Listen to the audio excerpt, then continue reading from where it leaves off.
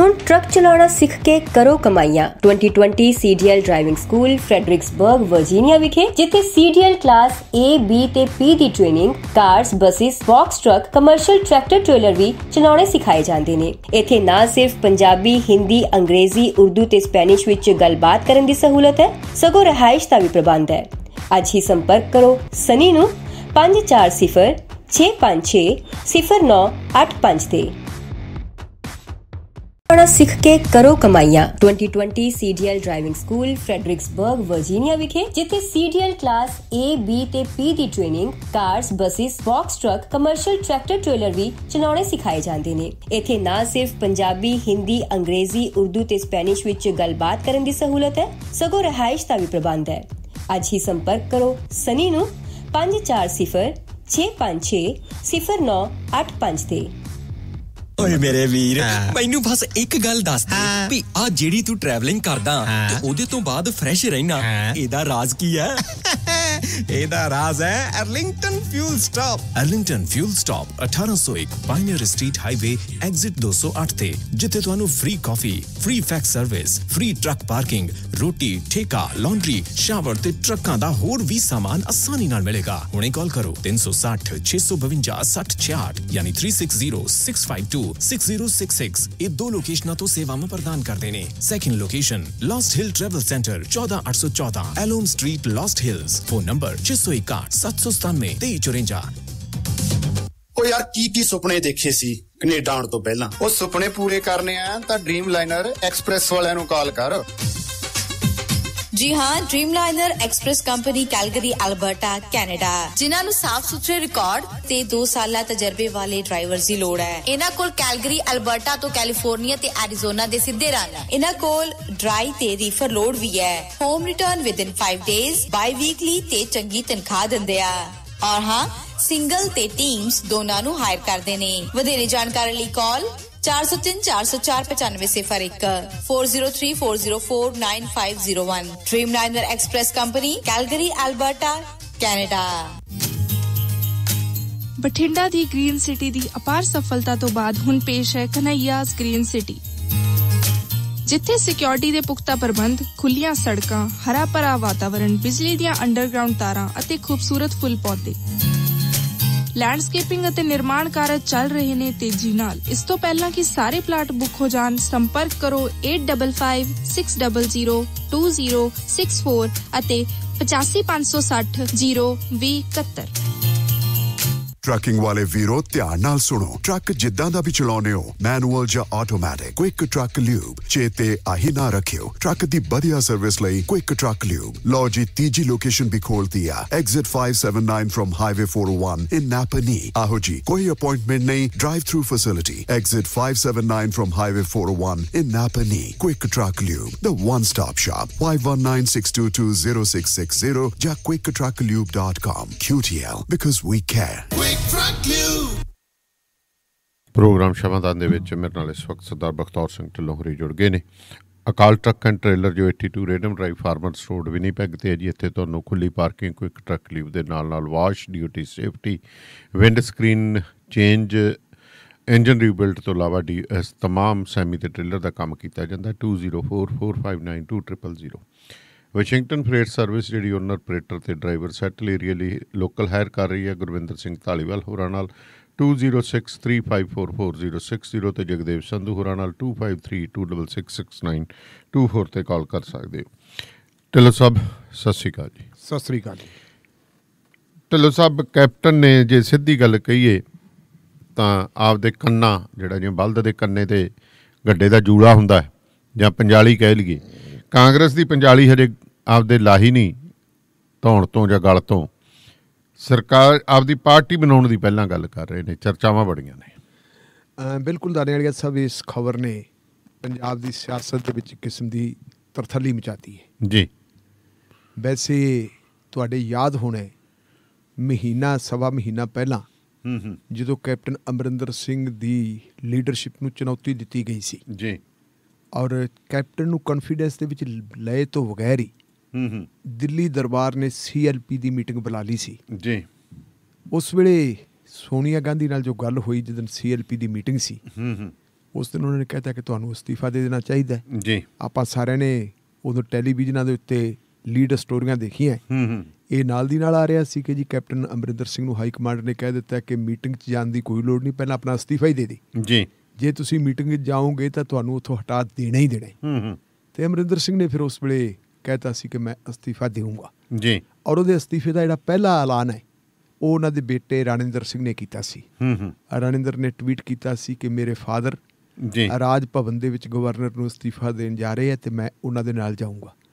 ਉਸ ਵੇਲੇ ਕੈਪਟਨ ਅਮਰਿੰਦਰ ਸਿੰਘ ਦੇ ਨਾਲ ਉਹਨਾਂ ਦੇ ਕਈ ਸਮਰਥਕ ਗਏ ਸੀ, ਕਾਂਗਰਸ ਪਾਰਟੀ ਦੇ ਕੁਝ ਪਾਰਲੀਮੈਂਟ ਦੇ ਮੈਂਬਰ ਵੀ ਨਾਲ ਸੀ, ਪਰਿਵਾਰਕ ਮੈਂਬਰ ਵੀ ਸੀ, ਔਰ ਕਈ ਜਿਹੜੇ ਹੈਗੇ ਉਹਨਾਂ ਦੇ ਬਿਊਰੋਕਰੇਟ ਸਾਥੀ ਜਿਹੜੇ ਭਾਵੇਂ ਰਿਟਾਇਰ ਹੋ ਗਏ ਸੀ ਲੇਕਿਨ ਉਹਨਾਂ ਦੇ ਦਫ਼ਤਰ ਦੇ ਵਿੱਚ ਕੰਮ ਕਰਦੇ ਸੀ, ਉਹ ਵੀ ਚਲੇ ਗਏ ਸੀ ਜੀ। ਗਵਰਨਰ ਸਾਹਿਬ ਨੂੰ ਅਸਤੀਫਾ ਦੇਣ ਤੋਂ ਬਾਅਦ ਬਾਹਰਲੇ ਪਾਸੇ ਆ ਕੇ ਕੈਪਟਨ ਨੇ ਇੱਕ ਜਿਹੜੀ ਪ੍ਰੈਸ ਕਾਨਫਰੰਸ ਕੀਤੀ ਸੀ। ਉਸ ਪ੍ਰੈਸ ਕਾਨਫਰੰਸ ਦੇ ਵਿੱਚ ਉਹਨਾਂ ਨੇ ਆਪਣੀ ਜਿਹੜੀ ਗੱਲ ਕਹੀ ਸੀ ਕਿ ਮੈਂ ਜਿਹੜਾ ਹੁਣ ਲੰਬਾ ਸਮਾਂ ਕਾਂਗਰਸ ਪਾਰਟੀ 'ਚ ਨਹੀਂ ਰਹੂੰਗਾ ਜੀ। ਔਰ ਬਾਅਦ ਦੇ ਵਿੱਚ ਫਿਰ ਲਗਾਤਾਰ ਜਿਹੜੀਆਂ ਉਹਨਾਂ ਦੀਆਂ ਮੀਡੀਆ ਦੇ ਨਾਲ ਗੱਲਾਂ ਬਾਤਾਂ ਹੁੰਦੀਆਂ ਰਹੀਆਂ, ਇੰਟਰਵਿਊ ਚੱਲਦੀਆਂ ਰਹੀਆਂ, ਉਹਦੇ ਵਿੱਚ ਉਹਨਾਂ ਨੇ ਸਪਸ਼ਟ ਕਹਿ ਦਿੱਤਾ ਸੀ ਕਿ ਮੈਨੂੰ ਜਲੀਲ ਬਹੁਤ ਕੀਤਾ ਹੈ ਜੀ, ਮੈਨੂੰ ਹਿਊਮੀਲੇਟ ਕੀਤਾ ਹੈ ਔਰ ਮੈਂ ਕਾਂਗਰਸ ਪਾਰਟੀ ਦੇ ਵਿੱਚ ਹੁਣ ਨਹੀਂ ਰਹਿਣਾ। ਮੈਂ ਸੰਭਾਵਨਾਵਾਂ ਬਹੁਤ ਹੈ, ਉਹਨਾਂ ਸੰਭਾਵਨਾਵਾਂ ਬਾਰੇ ਮੈਂ ਆਪਣੀ ਗੱਲ ਕਰੂੰਗਾ ਜੀ। ਬਾਅਦ ਦੇ ਵਿੱਚ ਕੈਪਟਨ ਅਮਰਿੰਦਰ ਸਿੰਘ ਦਿੱਲੀ ਜਾਂਦੇ ਹੈ। ਇੱਕ ਵਾਰੀ ਦਿੱਲੀ ਜਾਂਦੇ ਹੈ, ਦੂਸਰੀ ਵਾਰੀ ਦਿੱਲੀ ਜਾਂਦੇ ਹੈ। ਤਾਂ ਦੂਸਰੀ ਵਾਰੀ ਜੋ ਦਿੱਲੀ ਗਏ ਤੇ ਉਸ ਵੇਲੇ ਮੀਡੀਆ ਵਾਲਿਆਂ ਨੇ ਪੁੱਛਿਆ ਕਿ ਤੁਸੀਂ ਕੀ ਲੈਣ ਵਾਸਤੇ ਆਏ ਹੋ ਜੀ। ਤੇ ਤੁਹਾਡੀ ਯਾਦ ਹੋਣਾ ਅਮਰਿੰਦਰ ਸਿੰਘ ਉਹਨਾਂ ਨੇ ਕਿਹਾ ਸੀ ਕਿ ਮੈਂ ਆਪਣਾ ਜਿਹੜਾ ਕਪੂਰਥਲਾ ਹਾਊਸ ਨੂੰ ਖਾਲੀ ਕਰਨਾ ਹੈ, ਕਿਉਂਕਿ ਚੀਫ ਮਿਨਿਸਟਰ ਦਾ ਸਮਾਨ ਸੱਪਾ ਆਮ ਤੌਰ ਤੇ ਜਦੋਂ ਚੀਫ ਮਿਨਿਸਟਰ ਜਾਂਦੇ ਤੇ ਉਹ ਰਹਿੰਦੇ ਆ ਕੱਚੇ ਬਣਾਉਣਾ ਪਏ ਹੁੰਦੇ ਆ ਜੀ, ਉਹ ਸਮਾਨ ਪਿਆ ਹੁੰਦਾ। ਕਹਿੰਦਾ ਮੈਂ ਆਪਣਾ ਸਮਾਨ ਚੱਕ ਕੇ ਆਉਣਾ, ਨਵੇਂ ਚੀਫ ਮਿਨਿਸਟਰ ਆ ਗਏ ਹੈ ਔਰ ਉਹ ਚੀਫ ਮਿਨਿਸਟਰ ਸਾਹਿਬ ਉੱਥੇ ਆ ਕੇ ਰਹਿਣਗੇ। ਫਿਰ ਉਹਨਾਂ ਨੇ ਆ ਕੇ ਕਹਿਤਾ ਸੀ ਕਿ ਕਾਂਗਰਸ ਪਾਰਟੀ ਦੇ ਨਾਲ ਮੇਰਾ ਕੋਈ ਲਾਗਾ ਦੇਗਾ ਨਹੀਂ, ਮੈਂ ਕਾਂਗਰਸ ਪਾਰਟੀ ਛੱਡੂੰਗਾ, ਮੈਨੂੰ ਜ਼ਲੀਲ ਕੀਤਾ। ਇਹ ਚੰਡੀਗੜ੍ਹ ਵੀ ਹਵਾਈ ਅੱਡੇ ਤੇ ਆ ਕੇ ਗੱਲ ਕਹੀ ਸੀ। ਹੁਣ ਇਹ ਗੱਲ ਹੈ ਕਿ ਜਦੋਂ ਉਹਨੇ ਇੱਕ ਕਿਸਮ ਦੀ ਇੰਡੀਕੇਸ਼ਨ ਦਿੱਤੀ ਸੀ, ਉਸ ਇੰਡੀਕੇਸ਼ਨ ਤੋਂ ਬਾਅਦ ਕੀ ਕਾਂਗਰਸ ਪਾਰਟੀ ਦੀ ਹਾਈ ਕਮਾਂਡ ਇਸ ਗੱਲ ਵਾਸਤੇ ਗੰਭੀਰ ਸੀ ਜੀ ਕਿ ਕੈਪਟਨ ਅਮਰਿੰਦਰ ਸਿੰਘ ਕਾਂਗਰਸ ਪਾਰਟੀ ਨਾ ਛੱਡੇ? ਮੇਰਾ ਖਿਆਲ ਹੈ ਬਿਲਕੁਲ ਨਹੀਂ ਸੀ ਜੀ। ਜੇ ਗੰਭੀਰ ਹੁੰਦੀ ਤਾਂ ਸਭ ਤੋਂ ਪਹਿਲਾਂ ਤੁਸੀਂ ਦੇਖੋ ਕਿ ਜਦੋਂ ਮਿਸਟਰ ਚਰਨਜੀਤ ਸਿੰਘ ਚੰਨੀ ਨੇ ਓਥ ਗ੍ਰਹਿਣ ਕੀਤੀ ਹੈ ਜੀ, ਉਹਨੇ ਸਹੁੰ ਚੁੱਕੀ ਹੈ ਮੁੱਖ ਮੰਤਰੀ ਦੀ, ਤੇ ਗੱਲਬਾਤ ਉਦੋਂ ਮੀਡੀਆ 'ਚ ਇਹ ਆ ਗਈ ਸੀ ਕਿ ਸਹੁੰ ਚੁੱਕਣ ਤੋਂ ਬਾਅਦ ਉਹ ਸਿੱਧੇ ਕੈਪਟਨ ਅਮਰਿੰਦਰ ਸਿੰਘ ਨੂੰ ਮਿਲਣ ਵਾਸਤੇ ਜਾਣਗੇ ਜੀ। ਪਰ ਉਹ ਕੈਪਟਨ ਅਮਰਿੰਦਰ ਸਿੰਘ ਨੂੰ ਮਿਲਣ ਵਾਸਤੇ ਨਹੀਂ ਗਏ। ਉਹਨਾਂ ਨੇ ਸੈਕਟਰੀਏਟ ਦੇ ਵਿੱਚ ਆ ਕੇ ਟੇਕ ਓਵਰ ਕੀਤਾ, ਪ੍ਰੈਸ ਕਾਨਫਰੰਸ ਕੀਤੀ ਤੇ ਉਹਦੇ ਵਿੱਚ ਜ਼ਿਕਰ ਕੀਤਾ ਸੀ ਕਿ ਮੈਂ ਧੰਨਵਾਦੀ ਹਾਂ ਸੋ ਐਂਡ ਸੋ ਵਿੱਚ ਕੈਪਟਨ ਅਮਰਿੰਦਰ ਸਿੰਘ ਦਾ ਵੀ ਨਾਂ ਲਿਆ ਸੀ। ਫਿਰ ਇਹ ਹੋ ਗਿਆ ਸੀ ਕਿ ਸ਼ਾਇਦ ਅਗਲੇ ਦਿਨ ਕੈਪਟਨ ਅਮਰਿੰਦਰ ਸਿੰਘ ਨੂੰ ਮਿਲਣ ਵਾਸਤੇ ਜਾਣ। ਅਮਰਿੰਦਰ ਸਿੰਘ ਨੇ ਉਸ ਵੇਲੇ ਪਹਿਲ ਕਦਮੀ ਵੀ ਕੀਤੀ ਸੀ ਜੀ। ਅਮਰਿੰਦਰ ਸਿੰਘ ਨੇ ਆਪ ਫੋਨ ਕਰਕੇ ਵਧਾਈ ਵੀ ਦਿੱਤੀ ਸੀ ਚਰਨਜੀਤ ਸਿੰਘ ਚੰਨੀ ਨੂੰ। ਇਹ ਵੀ ਕਿਹਾ ਸੀ ਕਿ ਆਓ ਤੁਸੀਂ ਆਪਾਂ ਇਕੱਠੇ ਖਾਣਾ ਖਾਣੇ, ਮੇਰੇ ਘਰ ਆਓ, ਮੈਂ ਤੁਹਾਨੂੰ ਖਾਣਾ ਦੇਣਾ ਜੀ। ਅਮਰਿੰਦਰ ਸਿੰਘ ਨੇ ਇਹ ਗੱਲ ਵੀ ਕਹੀ ਸੀ ਕਿ ਚਰਨਜੀਤ ਸਿੰਘ ਚੰਨੀ ਹੈ ਜਿਹੜਾ ਇੱਕ ਤਜਰਬੇਕਾਰ ਬੰਦਾ ਹੈ, ਮੇਰੀ ਕੈਬਨਿਟ ਦੇ ਵਿੱਚ ਰਿਹਾ ਹੈ, ਇਹਨੂੰ ਤਜਰਬਾ ਜ਼ਿਆਦਾ ਨਵਜੋਤ ਸਿੱਧੂ ਨਾਲੋਂ ਜ਼ਿਆਦਾ ਹੈ। ਸ਼ੁਰੂ ਦੇ ਵਿੱਚ ਆਪਾਂ ਦੇਖੀਏ ਤੇ ਕੈਪਟਨ ਅਮਰਿੰਦਰ ਸਿੰਘ ਦੀ ਜਿਹੜੀ ਕੁੜੱਤਣ ਹੈ, ਪਹਿਲੀ ਕੁੜੱਤਣ ਉਹ ਨਵਜੋਤ ਸਿੱਧੂ ਦੇ ਨਾਲ ਸੀ ਜੀ। ਇਹੀ ਕਾਰਨ ਹੈ ਕਿ ਵਾਰ-ਵਾਰ ਕਹਿ ਰਹੇ ਸੀ ਕਿ ਮੈਂ ਨਵਜੋਤ ਸਿੱਧੂ ਦਾ ਵਿਰੋਧ ਕਰੂੰਗਾ, ਮੈਂ ਇਹਨੂੰ ਜਿੱਤਣ ਨਹੀਂ ਦੇਊਂਗਾ। ਲੇਕਿਨ ਜਿਹੜੀਆਂ ਉਹਨਾਂ ਨੇ ਵਾਰ-ਵਾਰ ਆਪਣੀ ਪ੍ਰੈਸ ਕਾਨਫਰੰਸ ਦੇ ਵਿੱਚ ਚਾਹੇ ਉਹ ਦਿੱਲੀ ਕੀਤੀ, ਚਾਹੇ ਉਹ ਚੰਡੀਗੜ੍ਹ ਕੀਤੀ, ਚਾਹੇ ਉਹਨਾਂ ਨੇ ਆਪਣੇ ਘਰੋਂ ਮੀਡੀਆ ਨਾਲ ਗੱਲਾਂ ਬਾਤਾਂ ਕੀਤੀਆਂ ਜੀ, ਉਹਦੇ ਵਿੱਚ ਉਹ ਵਾਰ-ਵਾਰ ਆਪਣੀ ਹਿਊਮਿਲੇਸ਼ਨ ਦੀ ਗੱਲ ਕਰ ਰਹੇ ਸੀ। ਤੇ ਫਿਰ ਦਾਨੇਵਾਲੀਆ ਸਾਹਿਬ ਉਹ ਤੋਂ ਬਾਅਦ ਜਿਹੜਾ ਅਟੈਕ ਹੋਇਆ ਕੈਪਟਨ ਅਮਰਿੰਦਰ ਸਿੰਘ ਤੇ ਜੀ, ਉਹ ਕਿਸੇ ਹੋਰ ਨੇ ਨਹੀਂ ਕੀਤਾ, ਉਹ ਕੀਤਾ ਹਰੀਸ਼ ਰਾਵਤ ਨੇ, ਜਿਹੜਾ ਹਰੀਸ਼ ਰਾਵਤ ਇੱਥੇ ਇੰਚਾਰਜ ਸੀ। ਹਰੀਸ਼ ਰਾਵਤ ਨੇ ਆ ਕੇ ਕਿਹਾ ਕਿ ਕੈਪਟਨ ਅਮਰਿੰਦਰ ਸਿੰਘ ਨੂੰ ਹਿਊਮਿਲੇਟ ਕਿਹਨੇ ਕਰਤਾ? ਕੈਪਟਨ ਅਮਰਿੰਦਰ ਸਿੰਘ ਨੂੰ ਤਾਂ ਉਹਨੇ ਅਸਤੀਫਾ ਤਾਂ ਆਪਣੀ ਮਰਜ਼ੀ ਨਾਲ ਦਿੱਤਾ, ਉਹਨੇ ਤਾਂ ਆਪਣੀ ਮਰਜ਼ੀ ਨਾਲ ਛੱਡਤਾ ਸਾਰਾ ਕੁਛ। ਅਸੀਂ ਤਾਂ ਉਹਨੂੰ ਕਿਹਾ ਸੀ ਕਿ ਜੀ CLP ਦੀ ਮੀਟਿੰਗ ਬੁਲਾਈ ਹੈ, ਤੁਸੀਂ ਆਓ, ਤੁਸੀਂ ਜਿਹੜੇ ਹੈਗੇ MLA ਦੇ ਸਵਾਲਾਂ ਦੇ ਜਵਾਬ ਦਿਓ। ਲੇਕਿਨ ਅਮਰਿੰਦਰ ਸਿੰਘ CLP ਦਾ ਲੀਡਰ ਸੀ, ਉਹਨੂੰ CLP ਨੂੰ ਕਨਫੀਡੈਂਸ ਲਏ ਤੋਂ ਬਗੈਰ CLP ਦੀ ਮੀਟਿੰਗ ਬਣਾਉਣਾ ਹਾਈ ਕਮਾਂਡ ਦੀ ਮਨਸ਼ਾ ਤਾਂ ਸੀ।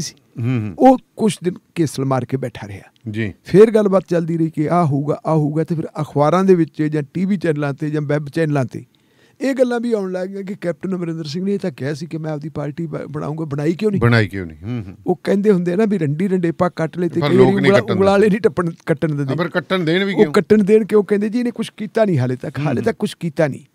ਕੱਲ ਫਿਰ ਉਹਨੇ ਦਿੱਲੀ, ਉਹ ਪਰਸੋਂ ਚਲਾ ਗਿਆ ਸੀ, ਪਰਸੋਂ ਦਿੱਲੀ ਜਾ ਕੇ ਤੇ ਕੱਲ ਦਿੱਲੀ ਉਹਨਾਂ ਨੇ ਜਿਹੜੇ ਮਿਸਟਰ ਸ਼ੇਖਰ ਗੁਪਤਾ ਹੈ, ਮੇਰਾ ਖਿਆਲ ਦਾ ਪ੍ਰਿੰਟ ਵੈਬ ਚੈਨਲ ਹੈ ਜਿਹੜਾ ਉਹ ਚਲਾਉਂਦੇ, ਉਹਦੇ ਨਾਲ ਇੱਕ ਅੰਗਰੇਜ਼ੀ 'ਚ ਇੰਡੀਅਨ ਐਕਸਪ੍ਰੈਸ ਦੇ ਵਿੱਚ ਹੁੰਦੇ ਸੀ। ਔਰ ਮੈਂ ਨਵੀਂ ਗੱਲ ਤੁਹਾਨੂੰ ਦੱਸ ਦਿਆਂ ਕਿ ਮਿਸਟਰ ਸ਼ੇਖਰ ਗੁਪਤਾ ਪੜ੍ਹੇ ਵੀ ਬਠਿੰਡੇ। ਅੱਛਾ ਜੀ। MST ਸਕੂਲ ਦੇ ਵਿੱਚ ਪੜ੍ਹੇ ਅਤੇ ਮੈਨੂੰ ਇਹ ਤਜਰਬਾ ਉਹਨਾਂ ਦਾ ਉਦੋਂ ਦਾ ਹੈ ਜਦੋਂ ਇੰਡੀਅਨ ਐਕਸਪ੍ਰੈਸ ਦੇ ਐਡੀਟਰ ਹੁੰਦੇ ਸੀ। ਉਹਨਾਂ ਦਿਨਾਂ 'ਚ ਆਪਣਾ ਜਿਹੜਾ ਲੋਕ ਸੰਪਰਕ ਵਿਭਾਗ ਹੈ ਇਹਦਾ ਦਫ਼ਤਰ ਰੈੱਡ ਕਰਾਸ ਸੁਸਾਇਟੀ ਦੇ ਦਫ਼ਤਰ 'ਚ ਹੁੰਦਾ ਸੀ ਜੀ। ਔਰ ਇਹ ਸਿਖਰ 'ਤੇ ਸੀ ਅੱਤਵਾਦ। ਤਾਂ ਸ਼ੇਖਰ ਗੁਪਤਾ ਇੱਥੇ ਆਏ ਸੀ ਜਿਹੜੀ ਹੈਗੀ ਦੇਖਣ ਵਾਸਤੇ ਕਿ ਗਰਾਊਂਡ ਸਿਚੁਏਸ਼ਨ ਕੀ ਹੈ। ਉਹਨਾਂ ਨੇ ਜਿਹੜੇ ਉਹਨਾਂ ਨੂੰ ਪੱਤਰਕਾਰਾਂ ਨੂੰ ਮੌਕੇ 'ਤੇ ਬੁਲਾਇਆ DPRO ਦੇ ਰਾਹੀਂ ਕਿ ਮੈਂ ਮਿਲਣਾ ਚਾਹੁੰਦਾ, ਪੱਤਰਕਾਰਾਂ ਨੂੰ ਬੁਲਾਓ। ਤਾਂ ਉਸ ਵੇਲੇ ਮਿਸਟਰ CL ਗੁਪਤਾ ਹੁੰਦੇ ਸੀ, ਇੱਕ ਚਰਨਜੀਤ ਲਾਲ ਗੁਪਤਾ ਜਿਹੜੇ MST ਸਕੂਲ ਦੇ ਪ੍ਰਿੰਸੀਪਲ ਹੁੰਦੇ ਸੀ। ਮੇਰੇ ਖਿਆਲ ਮੁਤਾਬਕ ਉਹ ਫਾਊਂਡਰ ਪ੍ਰਿੰਸੀਪਲ ਹੀ ਸੀ। ਬਹੁਤ ਤਕੜੇ ਐਜੂਕੇਸ਼ਨਿਸਟ ਸੀਗੇ। ਔਰ ਆਪਣੇ ਜਿਹੜਾ ਰਾਜਨ ਗੁਪਤਾ DGP ਰਿਟਾਇਰ ਹੋਇਆ ਉਹਦੇ ਉਹ ਸਕੇ ਚਾਚਾ ਜੀ ਸੀ। ਅੱਛਾ। ਉਹ ਟ੍ਰਿਬਿਊਨ ਦੇ ਸਟਿੰਗਰ ਹੁੰਦੇ ਸੀ। ਤੇ ਜਦੋਂ ਸ਼ੇਖਰ ਗੁਪਤਾ ਨੇ ਬੁਲਾਇਆ ਤੇ ਉਹ ਆ ਗਏ। ਕੁਦਰਤੀ ਮੈਂ ਵੀ ਚਲਾ ਗਿਆ, ਮੈਂ ਉਦੋਂ ਪੱਤਰਕਾਰਤਾ ਨਹੀਂ ਸੀ। DPRO ਦਫ਼ਤਰ ਦੇ ਵਿੱਚ ਮੈਂ ਹੁਕਮਚੰਦ ਸ਼ਰਮੇ ਨਾਲ ਚਲਾ ਗਿਆ ਸੀ। ਤੇ ਉਹਨੇ ਉੱਠ ਕੇ ਗੋਡੀ ਹੱਥ ਲਾਏ ਸੀ CL ਗੁਪਤੇ ਦੇ ਜੀ। ਉਹਨੇ ਕਿਹਾ ਜੀ ਇਹ ਮੇਰੇ ਗੁਰੂ ਜੀ ਹੈ। ਤੇ ਰੋਸ਼ਨ ਸਿੰਘ ਸੋਚ ਜਿਹੜੇ ਬੜੇ ਸੀਨੀਅਰ ਪੱਤਰਕਾਰ ਸੀ, ਮਰਹੂਮ ਹੁਣ ਨਹੀਂ ਰਹੇ ਇਸ ਦੁਨੀਆ 'ਚ, ਉਹਨਾਂ ਨੇ ਪੁੱਛਿਆ ਵੀ ਤੁਹਾਡੇ ਗੁਰੂ ਜੀ ਕਿਵੇਂ? ਉਹ ਕਹਿੰਦੇ ਮੇਰੇ ਫਾਦਰ ਇੱਥੇ ਨੌਕਰੀ ਕਰਦੇ ਨੇ ਤੇ ਮੈਂ MST ਸਕੂਲ 'ਚ ਪੜ੍ਹਿਆ ਜੀ। ਸੋ ਅਮਰਿੰਦਰ ਸਿੰਘ ਨੇ ਕੱਲ੍ਹ ਉਹਦੇ ਨਾਲ ਗੱਲਬਾਤ ਕਰਦਿਆਂ ਕਿਹਾ ਕਿ ਜੀ ਮੈਂ ਆਪਣੀ ਪਾਰਟੀ ਬਣਾ ਰਿਹਾ, ਮੈਂ ਜਾ ਰਿਹਾ, ਮੇਰਾ ਇੱਥੇ ਰਹਿਣ ਦਾ ਹੁਣ ਕੋਈ ਹੱਜ ਨਹੀਂ। ਔਰ ਨਾਲ ਅਗਲੀ ਗੱਲ ਵੀ ਉਹਨਾਂ ਨੇ ਕਹਿ ਦਿੱਤੀ ਕਿ ਜਿਹੜੇ ਮਿਸਟਰ ਢੀਂਡਸਾ ਜੀ ਔਰ ਬ੍ਰਹਮਪੁਰਾ ਸਾਹਿਬ ਹੋਰਾਂ ਦਾ ਜਿਹੜਾ ਅਕਾਲੀ ਦਲ ਹੈ ਉਹਦੇ ਨਾਲ ਵੀ ਸਾਡੀ ਗੱਲਬਾਤ ਚੱਲ ਸਕਦੀ ਹੈ।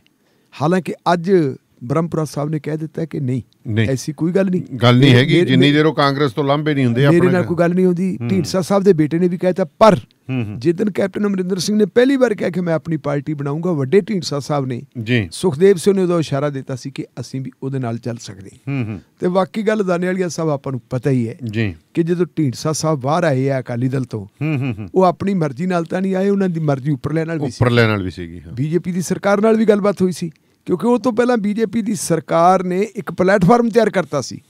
ਜਦੋਂ ਢੀਂਡਸਾ ਸਾਹਿਬ ਨੂੰ ਇੱਕ ਅਵਾਰਡ ਦਿੱਤਾ ਸੀ, ਮੇਰਾ ਖਿਆਲ ਹੈ ਪਦਮ ਭੂਸ਼ਣ ਦਾ ਦਿੱਤਾ ਹੈ, ਉਹ ਇੱਕ ਅਵਾਰਡ ਦਿੱਤਾ ਸੀ। ਉਹ ਜਿਹੜਾ ਦਿੱਤਾ ਸੀ ਉਹ ਅਵਾਰਡ ਦੇਣ ਦਾ ਮਤਲਬ ਇਹ ਸੀ ਕਿ ਉਹਨਾਂ ਦਾ ਕੱਦ ਉੱਚਾ ਕਰਨਾ। ਸੋ ਜਿਹੜੀ ਇਹ ਗੱਲ ਹੋਊਗੀ, ਕਿਉਂਕਿ ਅਮਰਿੰਦਰ ਸਿੰਘ ਨੇ ਅਗਲੀ ਗੱਲ ਕਹਿਤੀ ਸੀ ਕਿ ਜੇ ਕਿਸਾਨਾਂ ਦਾ ਸਨਮਾਨਜਨਕ ਢੰਗ ਦੇ ਨਾਲ ਕੋਈ ਸਮਝੌਤਾ ਹੁੰਦਾ ਹੈ ਤਾਂ ਫਿਰ ਅਸੀਂ BJP ਨਾਲ ਵੀ ਪ੍ਰੀ ਪੋਲ ਜਿਹੜਾ ਚੋਣ ਐਡਜਸਟਮੈਂਟ ਕਰ ਸਕਦੇ ਵੀ ਚੋਣਾਂ ਤੋਂ ਪਹਿਲਾਂ ਹੀ ਬਿਲਕੁਲ ਉਸੇ ਤਰ੍ਹਾਂ ਦੀ ਪ੍ਰੀ ਪੋਲ ਜਿਵੇਂ ਅਕਾਲੀ ਦਲ ਨਾਲ ਹੁੰਦਾ ਸੀ। ਖੈਰ ਹੁਣ ਜਦੋਂ ਇਹ ਗੱਲ ਉਹਨਾਂ ਨੇ ਐਲਾਨ ਕਰਤਾ ਤੇ ਗੱਲ ਸਾਹਮਣੇ ਆ ਗਈ ਹੈ। ਅੱਜ ਫਿਰ ਤੁਸੀਂ ਦੇਖੋ ਕਿ ਮੈਂ ਜਿਹੜੀ ਸ਼ੁਰੂ 'ਚ ਕਿਹਾ ਸੀ ਕਿ ਪੰਜਾਬ ਦੀ ਰਾਜਨੀਤੀ ਦੇ ਵਿੱਚ ਕਾਫੀ ਹਲਚਲ ਮਚ ਗਈ ਜੀ। ਇੱਕ ਪਾਸੇ ਤਾਂ ਆਮ ਆਦਮੀ ਪਾਰਟੀ ਦੇ ਲੀਡਰ ਹੈ ਮਿਸਟਰ ਹਰਪਾਲ ਸਿੰਘ ਚੀਮਾ, ਉਹ ਵੀ ਕਹਿੰਦੇ ਜੀ ਕੈਪਟਨ ਅਮਰਿੰਦਰ ਸਿੰਘ ਕਿਸ ਮੂੰਹ ਨਾਲ ਪਾਰਟੀ ਬਣਾ ਕੇ ਚੋਣ ਲੜੂਗਾ, ਇਹਦੇ ਪੱਲੇ ਕੀ ਹੈ। ਉਹ ਤੋਂ ਬਾਅਦ ਅਮਨ ਅਰੋੜਾ ਵੀ ਕਹਿੰਦੇ ਜੀ ਪਖੰਡ ਹੈ। ਫਿਰ ਤੁਸੀਂ ਦੇਖੋ ਬੀਬੀ ਹਰਸਿਮਰਤ ਕੌਰ ਬਾਦਲ, ਉਹ ਕਹਿੰਦੀ ਜੀ ਕੈਪਟਨ ਅਮਰਿੰਦਰ ਸਿੰਘ ਤਾਂ ਪਹਿਲਾਂ ਹੀ ਅਕਾਲੀ ਦਲ ਨਾਲ ਆਪਣੇ BJP ਨਾਲ ਰਲਿਆ ਹੋਇਆ। ਉਹ ਕਹਿੰਦੇ ਵੀ ਜਦੋਂ ਇਹਨੂੰ ਕੁਰਸੀ ਤੋਂ ਲਾ ਤਾਂ ਭੱਜ ਕੇ ਦਿੱਲੀ ਗਏ ਤੇ ਅਮਿਤ ਸ਼ਾਹ ਨੂੰ ਮਿਲਿਆ ਤੇ ਨਰਿੰਦਰ ਮੋਦੀ ਸਾਹਿਬ ਨੂੰ। ਇਹ ਤਾਂ ਜੀ BJP ਨਾਲ ਰਲੇ ਹੋਏ ਹੈ। ਦਾਨੇਵਾਲੀਆ ਸਾਹਿਬ ਬਾਕੀ ਤਾਂ ਚਲੋ ਅਮਨ ਅਰੋੜੇ ਦੀ ਗੱਲ ਵੀ ਠੀਕ ਜਾਪਦੀ ਹੈ, ਗੱਲ ਜਿਹੜੀ ਹੈਗੀ ਹਰਪਾਲ ਸਿੰਘ ਚੀਮੇ ਦੀ ਵੀ ਠੀਕ ਜਾਪਦੀ ਹੈ। ਲੇਕਿਨ ਜਿਹੜੀ ਪਾਰਟੀ ਪਾਰਲੀਮੈਂਟ ਦੇ ਵਿੱਚ ਕਾਨੂੰਨ ਬਣਨ ਵੇਲੇ ਤੱਕ ਉਹਨਾਂ ਖੇਤੀ ਕਾਨੂੰਨਾਂ ਦੀ ਉਹ ਤੋਂ ਹਮਾਇਤ ਕਰਦੀ ਆ ਰਹੀ ਸੀ, ਤੇ ਜਿਹੜੀ ਪਾਰਟੀ ਨੇ ਆਪਣੀ ਪਾਰਟੀ ਅਕਾਲੀ ਦਲ ਦਾ ਨਾਂ ਬਦਲ ਕੇ ਪੰਜਾਬੀ ਪਾਰਟੀ ਧਰਤਾ ਸੀ, ਜਿਹੜੀ ਪਾਰਟੀ ਨੇ 1996 'ਚ, ਯਾਦ ਕਰੋ 1996 ਦੇ ਵਿੱਚ ਜਦੋਂ ਅਕਾਲੀ ਦਲ ਨੇ ਬਹੁਜਨ ਸਮਾਜ ਪਾਰਟੀ ਦੇ ਨਾਲ ਮਿਲ ਕੇ ਚੋਣਾਂ ਲੜੀਆਂ ਤੇ ਅਕਾਲੀ ਦਲ ਨੂੰ ਤੇ ਬਹੁਜਨ ਸਮਾਜ ਪਾਰਟੀ ਨੂੰ ਇੱਕ ਵੱਡੀ ਜਿੱਤ ਪ੍ਰਾਪਤ ਹੋਈ ਸੀ ਲੋਕ ਸਭਾ ਦੀਆਂ ਚੋਣਾਂ 'ਚ। ਉਦੋਂ ਲਗਭਗ ਇਹ ਫਾਈਨਲ ਹੋ ਗਿਆ ਸੀ, ਰੀਜਨਲ ਪਾਰਟੀਆਂ ਨੇ ਫੈਸਲਾ ਕਰ ਲਿਆ ਸੀ ਕਿ ਆਪਾਂ ਆਪਣਾ ਪ੍ਰਧਾਨ ਮੰਤਰੀ ਬਣਾਈਏ ਤੇ ਪ੍ਰਧਾਨ ਮੰਤਰੀ ਬਣਾਈਏ ਕਿਹਨੂੰ। ਗੈਰ ਰਸਮੀ ਤੌਰ ਦੇ ਉੱਤੇ ਫੈਸਲਾ ਹੋ ਗਿਆ ਸੀ ਕਿ ਸੁਰਜੀਤ ਸਿੰਘ ਬਰਨਾਲਾ ਤਜਰਬਾ ਹੈ ਉਹਦੇ ਕੋਲੇ, ਉਹ ਖੇਤੀਬਾੜੀ ਮੰਤਰੀ ਰਿਹਾ, ਆਪਾਂ ਉਹਨੂੰ ਬਣਾ ਲਈਏ ਕਿਉਂਕਿ ਬਰਨਾਲਾ ਸਾਹਿਬ ਸੰਗਰੂਰ ਸੀਟ ਜਿੱਤ ਕੇ ਚਲੇ ਗਏ ਸੀ ਤੇ ਸਰਦਾਰ ਪ੍ਰਕਾਸ਼ ਸਿੰਘ ਬਾਦਲ ਇੱਥੋਂ ਚੱਲੇ।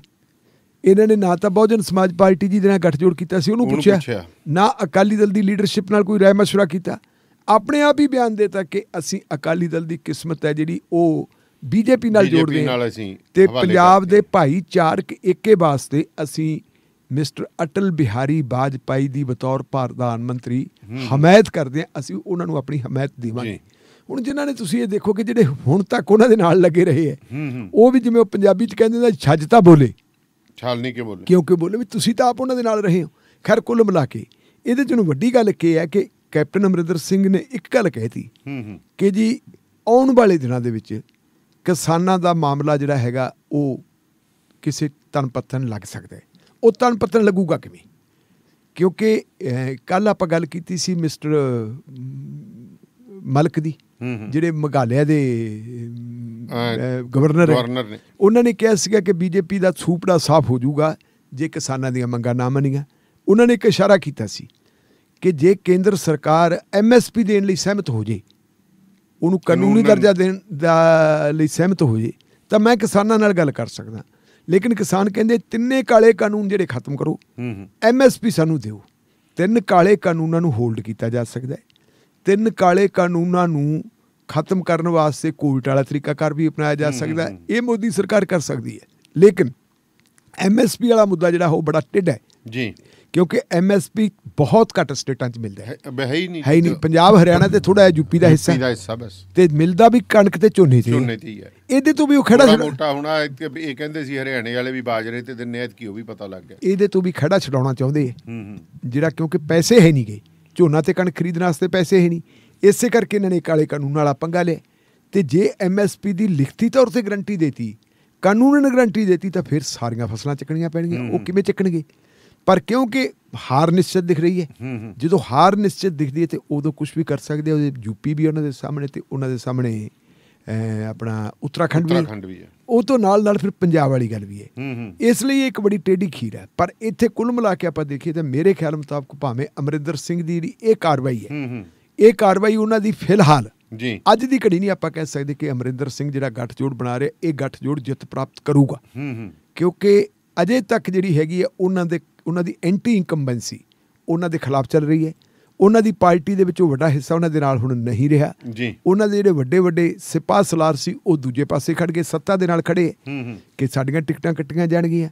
ਲੇਕਿਨ ਅਮਰਿੰਦਰ ਸਿੰਘ ਦਾ ਜਿਹੜਾ ਟਾਰਗੇਟ ਹੈ, ਉਹਦਾ ਪਹਿਲਾ ਟਾਰਗੇਟ ਇਹ ਹੈ ਕਿ ਮੈਨੂੰ ਤਾਂ ਮੁੱਖ ਮੰਤਰੀ ਤੋਂ ਲਾਤਾ ਤੇ ਕਾਂਗਰਸ ਪਾਰਟੀ ਦਾ ਵੀ ਕੱਖ ਨਾ ਬਣੇ। ਉਹਦਾ ਕਹਿੰਦਾ ਮੈਂ ਤਾਂ ਇਹਨੂੰ ਕਾਂਗਰਸ ਪਾਰਟੀ ਦੀ ਫੱਟੀ ਪੋਚਣ ਵਾਲੇ ਪਾਸੇ ਇਹ ਹੈਗੀ ਇੱਕ ਬਦਲਾ ਲਊ ਕਾਰਵਾਈ। ਲੇਕਿਨ ਬਦਲਾ ਲਊ ਕਾਰਵਾਈ ਨੂੰ ਅਸੀਂ ਰਾਜਨੀਤਿਕ ਸਿਆਣਪ ਨਹੀਂ ਕਹਿ ਸਕਦੇ, ਕਿਉਂਕਿ ਰਾਜਨੀਤਿਕ ਸਿਆਣਪ ਇਸ ਗੱਲ ਦੀ ਡਿਮਾਂਡ ਕਰਦੀ ਹੈ ਕਿ ਕਈ ਵਾਰੀ ਇਹ ਹੁੰਦਾ ਅਤਰਾਜ ਰਾਜ ਜ਼ਿੰਦਗੀ 'ਚ ਆਉਂਦੇ ਰਹਿੰਦੇ। ਔਰ ਆਪਣੀ ਪਾਰਟੀ ਨੇ ਜੇ ਉਸ ਪਾਰਟੀ ਨੇ ਕੋਈ ਗਲਤੀ ਕੀਤੀ ਹੈ, ਕੋਈ ਉਹਨਾਂ ਨੇ ਕੀਤੀ ਹੈ, ਜਿਵੇਂ ਕਿ ਅਮਰਿੰਦਰ ਸਿੰਘ ਹੋਣਾ ਨੇ ਕਿਹਾ ਸੀ ਕਿ ਮਿਸਟਰ ਰਾਹੁਲ ਗਾਂਧੀ ਤੇ ਪ੍ਰਿੰਕਾ ਗਾਂਧੀ ਇਹ ਜਿਹੜੇ ਹੈਗੇ ਗੈਰ ਤਜਰਬੇਕਾਰ ਹੈ। ਉਹਨਾਂ ਨੇ ਇੱਕ ਐਕਸਪੈਰੀਮੈਂਟ ਕਰਕੇ ਦੇਖ ਲਿਆ। ਜਿਹੜਾ ਐਕਸਪੈਰੀਮੈਂਟ ਉਹਨਾਂ ਨੇ ਨਵਜੋਤ ਸਿੱਧੂ ਵਾਲਾ ਕੀਤਾ ਸੀ, ਉਹ ਐਕਸਪੈਰੀਮੈਂਟ ਦੇ ਵਿੱਚ ਵੀ ਉਹਨਾਂ ਨੂੰ ਪਤਾ ਲੱਗਦਾ ਕਿ ਸਾਨੂੰ ਸਫਲਤਾ ਨਹੀਂ ਮਿਲੀ। ਇਹੀ ਕਾਰਨ ਹੈ ਕਿ ਹੁਣ ਵਾਰ-ਵਾਰ ਕਦੇ ਕੋਈ ਆਉਂਦਾ, ਕਦੇ ਕੋਈ ਆਉਂਦਾ। 2 ਮਹੀਨਿਆਂ ਦੇ ਵਿੱਚ ਕਿੰਨੇ ਵਾਰੀ ਮਤਲਬ ਤੁਸੀਂ ਇਹ ਦੇਖੋ ਵੀ ਇਹਨਾਂ ਦੇ ਅਸਤੀਫਿਆਂ ਦੀ ਗੱਲ ਪਹੁੰਚ ਗਈ। ਹੁਣ ਇੱਕ ਨਵੀਂ ਮੀਟਿੰਗ ਹੋਈ ਹੈ। ਹੁਣ ਤਾਂ ਇਹ ਵੀ ਪਤਾ ਲੱਗਿਆ ਕਿ ਜਿਹੜੀ ਮੀਟਿੰਗ ਹੋਈ ਹੈ ਐਤਵਾਰ ਨੂੰ ਸ਼ਾਮ ਨੂੰ ਮੀਟਿੰਗ ਹੋਈ ਹੈ ਰਾਜ ਭਵਨ ਦੇ ਗੈਸਟ ਹਾਊਸ ਦੇ ਵਿੱਚ, ਉਹਦੇ 'ਚ ਇੱਕ ਵਾਰੀ ਸਟੇਜ ਇਹ ਆ ਗਈ ਸੀ ਕਿ ਮਿਸਟਰ ਚਰਨਜੀਤ ਸਿੰਘ ਚੰਨੀ ਨੇ ਕਹਿਤਾ ਸੀ ਜੀ ਆ ਚੱਕੋ ਮੇਰਾ ਅਸਤੀਫਾ, ਮੈਂ ਨਹੀਂ ਮੁੱਖ ਮੰਤਰੀ ਰਹਿਣਾ ਤੇ ਨਵਜੋਤ ਸਿੰਘ ਸਿੱਧੂ ਨੂੰ ਬਣਾ ਦਿਓ। ਇਹ ਨਵਜੋਤ ਸਿੰਘ ਸਿੱਧੂ ਮੇਰੇ ਕੋਲੇ ਰਹਿ ਗਏ 60 ਦਿਨ ਔਰ ਇਹ ਪਰਫਾਰਮ ਕਰਕੇ ਦਿਖਾ ਦੇ, 60 ਦਿਨਾਂ 'ਚ ਕਰਕੇ ਦਿਖਾ ਦੇ, ਕੀ ਕਰੂਗਾ? ਇਹ ਆਪਾਂ ਵੀ ਕਹਿੰਦੇ ਸੀ ਕਿ ਬਾਹਰ ਬੈਠ ਕੇ ਕਹਿਣਾ ਬਹੁਤ ਸੌਖਾ, ਟਰਾਲੀ ਆਏ ਪਲ ਲਾ ਦੇ, ਜਦੋਂ ਸਟੀਅਰਿੰਗ ਤੇ ਬੰਦੇ ਉਦੋਂ ਪਤਾ ਲੱਗਦਾ ਬੈਕ ਕਿਵੇਂ ਲੱਗਦੀ ਹੈ, ਉਦੋਂ ਪਤਾ ਲੱਗਦਾ। ਇਹਦਾ ਵੀ ਮੈਨੂੰ ਪਤਾ ਲੱਗਿਆ ਜਿਹੜੀਆਂ ਹੁਣ ਖਬਰਾਂ ਆ ਰਹੀਆਂ ਪੁਣ ਛਣ ਕੇ ਕਿ ਅਸਲ ਦੇ ਵਿੱਚ ਜਦੋਂ ਬਹਾ ਲਿਆ ਦਿੱਲੀ ਦੇ ਅਬਜ਼ਰਵਰਾਂ ਨੇ, ਇੱਕ ਉਹ ਕ੍ਰਿਸ਼ਨਾ ਆਇਆ ਹੋਇਆ ਸੀ, ਇੱਕ ਆਇਆ ਹੋਇਆ ਸੀਗਾ ਹਰੀਸ਼ ਚੌਧਰੀ, ਆਮਨੇ ਸਾਹਮਣੇ ਦੋਨਾਂ ਨੂੰ ਬਹਾ ਲਿਆ ਤੇ ਇੱਕ ਮੁੱਦੇ ਤੇ ਗੱਲ ਕਰਨੀ ਸ਼ੁਰੂ ਕਰਤੀ। ਆਹ ਗੱਲ ਕਰੋ ਜੀ, ਆਹ ਗੱਲ ਕਰੋ, ਕੱਲੀ ਗੱਲ ਦਾ ਜਵਾਬ ਦੇ ਗਿਆ ਚੰਨੀ। 8 ਘੰਟੇ ਮੀਟਿੰਗ ਚੱਲੀ ਹੈ। ਅਖੀਰ ਐਂਡ ਦੇ ਉੱਤੇ ਆ ਕੇ ਜਦੋਂ ਕਹਿੰਦਾ ਜੀ ਐਂ ਦੱਸੋ ਫਿਰ ਨੌਜਵਾਨਾਂ ਨੂੰ ਨੌਕਰੀਆਂ ਕਦੋਂ ਦੇਵੋਗੇ? ਨੌਕਰੀਆਂ ਨਹੀਂ ਤੁਸੀਂ ਹੁਣ ਤੱਕ ਦਿੱਤੀਆਂ, ਇਹ ਹੱਥ ਤੇ ਸਰੋਂ ਤਾਂ ਜਮਾਈ ਨਹੀਂ ਜਾ ਸਕਦੀ। ਫਿਰ ਉਹਨੇ ਕਿਹਾ ਵੀ ਮੇਰੇ ਕੋਲ ਦਿਨ ਤਾਂ 60 ਰਹਿ ਗਏ, 60 ਦਿਨਾਂ ਦੇ ਵਿੱਚ ਮੈਂ ਕੀ ਕਰੂੰਗਾ ਜਿੰਨਾ ਕੁ ਮੈਥੋਂ ਹੁੰਦਾ ਕਰੀ ਜਾਂਦਾ। ਕੈਬਨਿਟ ਦੀ ਮੀਟਿੰਗ ਦੇ ਵਿੱਚ ਵੀ, ਜਿਹੜੀ ਕੈਬਨਿਟ ਦੀ ਮੀਟਿੰਗ ਦੇ ਵਿੱਚ ਵੀ ਚੰਨੀ ਨੇ ਕਿਹਾ ਯਾਰ ਨੁਕਤੇ 5 ਹੈ, ਭਾਵੇਂ 13 ਤੇ ਭਾਵੇਂ 23 ਹੈ, ਭਾਵੇਂ 18 ਹੈ, ਮੈਂ ਉਹਨਾਂ ਤੇ ਕੰਮ ਕਰੀ ਜਾਣਾ। ਉੱਥੇ ਵੀ ਉਹਦਾ ਕਹਿਣ ਤੋਂ ਭਾਵ ਸੀ ਯਾਰ ਮੈਨੂੰ ਐਵੇਂ ਜ਼ਿਆਦਾ ਅਕਾਊ ਮੈਨੂੰ ਸਾਰੀ ਕੀ। ਫਿਰ ਉਹਨੇ ਕਿਹਾ ਸੀ ਕਿ ਉਹ ਸਾਡੇ ਪ੍ਰਧਾਨ ਹੈ ਸਿੱਧੂ ਸਾਹਿਬ, ਮੈਂ ਸਤਿਕਾਰ ਕਰਦਾ, ਪਰ ਸਾਡੀ ਹਾਈ ਕਮਾਂਡ ਵੀ ਹੈ। ਉਹਨਾਂ ਨੇ ਵੀ ਹਾਈ ਕਮਾਂਡ ਨਾਲ ਗੱਲ ਕਰਨੀ। ਅਸਲ ਦੇ ਵਿੱਚ ਉਹ ਕਹਿਣਾ ਇਹ ਚਾਹੁੰਦੇ ਸੀ ਕਿ ਜੇ ਮੈਂ ਵੀ ਹਾਈ ਕਮਾਂਡ ਨਾਲ ਜੁੜਿਆ ਹੋਇਆ, ਮੈਂ ਵੀ ਹਾਈ ਕਮਾਂਡ ਨਾਲ ਗੱਲ ਕਰਦਾ। ਜੇ ਆਪਾਂ ਇਹਨੂੰ ਦੇਖੀਏ ਤਾਂ ਹਾਈ ਕਮਾਂਡ ਵੀ ਇਸ ਵੇਲੇ ਖਫਾ ਹੈ।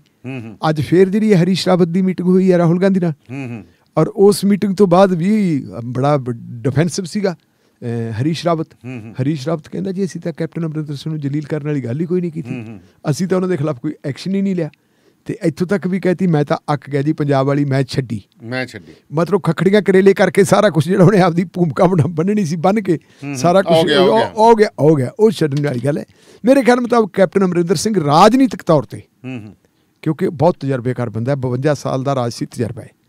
ਭਾਰਤੀ ਜਨਤਾ ਪਾਰਟੀ ਵਰਗੀ ਜਿਹੜੀ ਇੱਕ ਕਮਿਊਨਲ ਪਾਰਟੀ ਹੈ ਉਹਦੇ ਨਾਲ ਕੈਪਟਨ ਅਮਰਿੰਦਰ ਸਿੰਘ ਵਰਗੇ ਸੈਕੂਲਰ ਬੰਦੇ ਦਾ ਖੜਨਾ ਇਹ ਗੱਲ ਠੀਕ ਨਹੀਂ। ਮੈਂ ਇੱਥੇ ਨਾਲ ਗੱਲ ਜੋੜਨੀ ਚਾਹੂੰਗਾ ਕਿ ਕੈਪਟਨ ਅਮਰਿੰਦਰ ਸਿੰਘ ਹੋਰਾਂ ਨੇ ਪੰਜਾਬ ਦੇ ਹਿੱਤਾਂ ਦੀ ਖਾਤਰ, ਪੰਜਾਬੀਅਤ ਦੀ ਖਾਤਰ, ਪੰਜਾਬ ਦੀ ਜਿਹੜੀ ਭਾਵਨਾਤਮਕ ਜਿਹੜੀ ਹੈ ਦਰਬਾਰ ਸਾਹਿਬ ਦੇ ਉੱਤੇ ਜਿਹੜਾ ਅਟੈਕ ਹੋਇਆ ਸੀ, ਭਾਵਨਾਤਮਕ ਤੌਰ 'ਤੇ ਪੰਜਾਬੀ ਜ਼ਖਮੀ ਹੋਏ ਸੀ, ਉਸ ਵੇਲੇ ਕੈਪਟਨ ਅਮਰਿੰਦਰ ਸਿੰਘ ਨੇ ਲੋਕ ਸਭਾ ਤੋਂ ਤੇ ਕਾਂਗਰਸ ਪਾਰਟੀ ਤੋਂ ਅਸਤੀਫਾ ਦਿੱਤਾ ਸੀ। ਉਹ ਤਾਂ ਸਾਰੇ ਬੰਦੇ ਮੰਨਦੇ ਆ, ਪਰ ਮਸਲਾ ਤਾਂ ਅੱਜ ਵਾਲਾ ਆਉਂਦਾ ਨਾ ਵੀ 4.5 ਸਾਲ ਉਹਨੇ ਕੀਤਾ ਕੀ ਹੈ। ਪਰ ਗੱਲ ਸਵਾਲ ਤਾਂ ਇਹ ਹੈ ਕਿ ਜੇ ਉਹਨੇ ਉਦੋਂ ਐਡਾ ਵੱਡਾ ਸਟੈਪ ਕਰ ਲਿਆ ਸੀ, ਅੱਜ ਉਹ ਪਾਰਟੀ ਜਿਹੜੀ ਪਾਰਟੀ ਨੂੰ ਰੀਜਨਲ ਪਾਰਟੀਆਂ ਦੀ ਜਾਂ ਸੂਬਿਆਂ ਦੀ ਘੱਟ ਗਿਣਤੀਆਂ ਦੀ ਦੁਸ਼ਮਣ ਸਮਝਿਆ ਜਾ ਸਕਦਾ, ਉਹਨਾਂ ਦੇ ਨਾਲ ਜੇ ਐਡਜਸਟਮੈਂਟ ਹੁੰਦੀ ਹੈ ਤਾਂ ਫਿਰ ਰਾਜਨੀਤਿਕ ਤੌਰ ਤੇ ਉਹਨਾਂ ਤੇ ਬਾਦਲਾਂ ਦੇ ਵਿੱਚ ਕਿੰਨਾ ਕੁ ਫਰਕ ਹੈ? ਕੋਈ ਫਰਕ ਨਹੀਂ। ਜੇ ਬਾਦਲ ਵੀ ਉਹਨਾਂ ਨਾਲ ਖੜੇ ਹੁੰਦੇ ਸੀ, ਸੋ ਕੁੱਲ ਮਿਲਾ ਕੇ ਤਰਥੱਲੀ ਜ਼ਰੂਰ ਪਈ ਹੈ ਕਿਉਂਕਿ ਕਈਆਂ ਦੀਆਂ ਸੰਭਾਵਨਾਵਾਂ ਥੱਲੇ ਉੱਤੇ ਹੋ ਗਈਆਂ।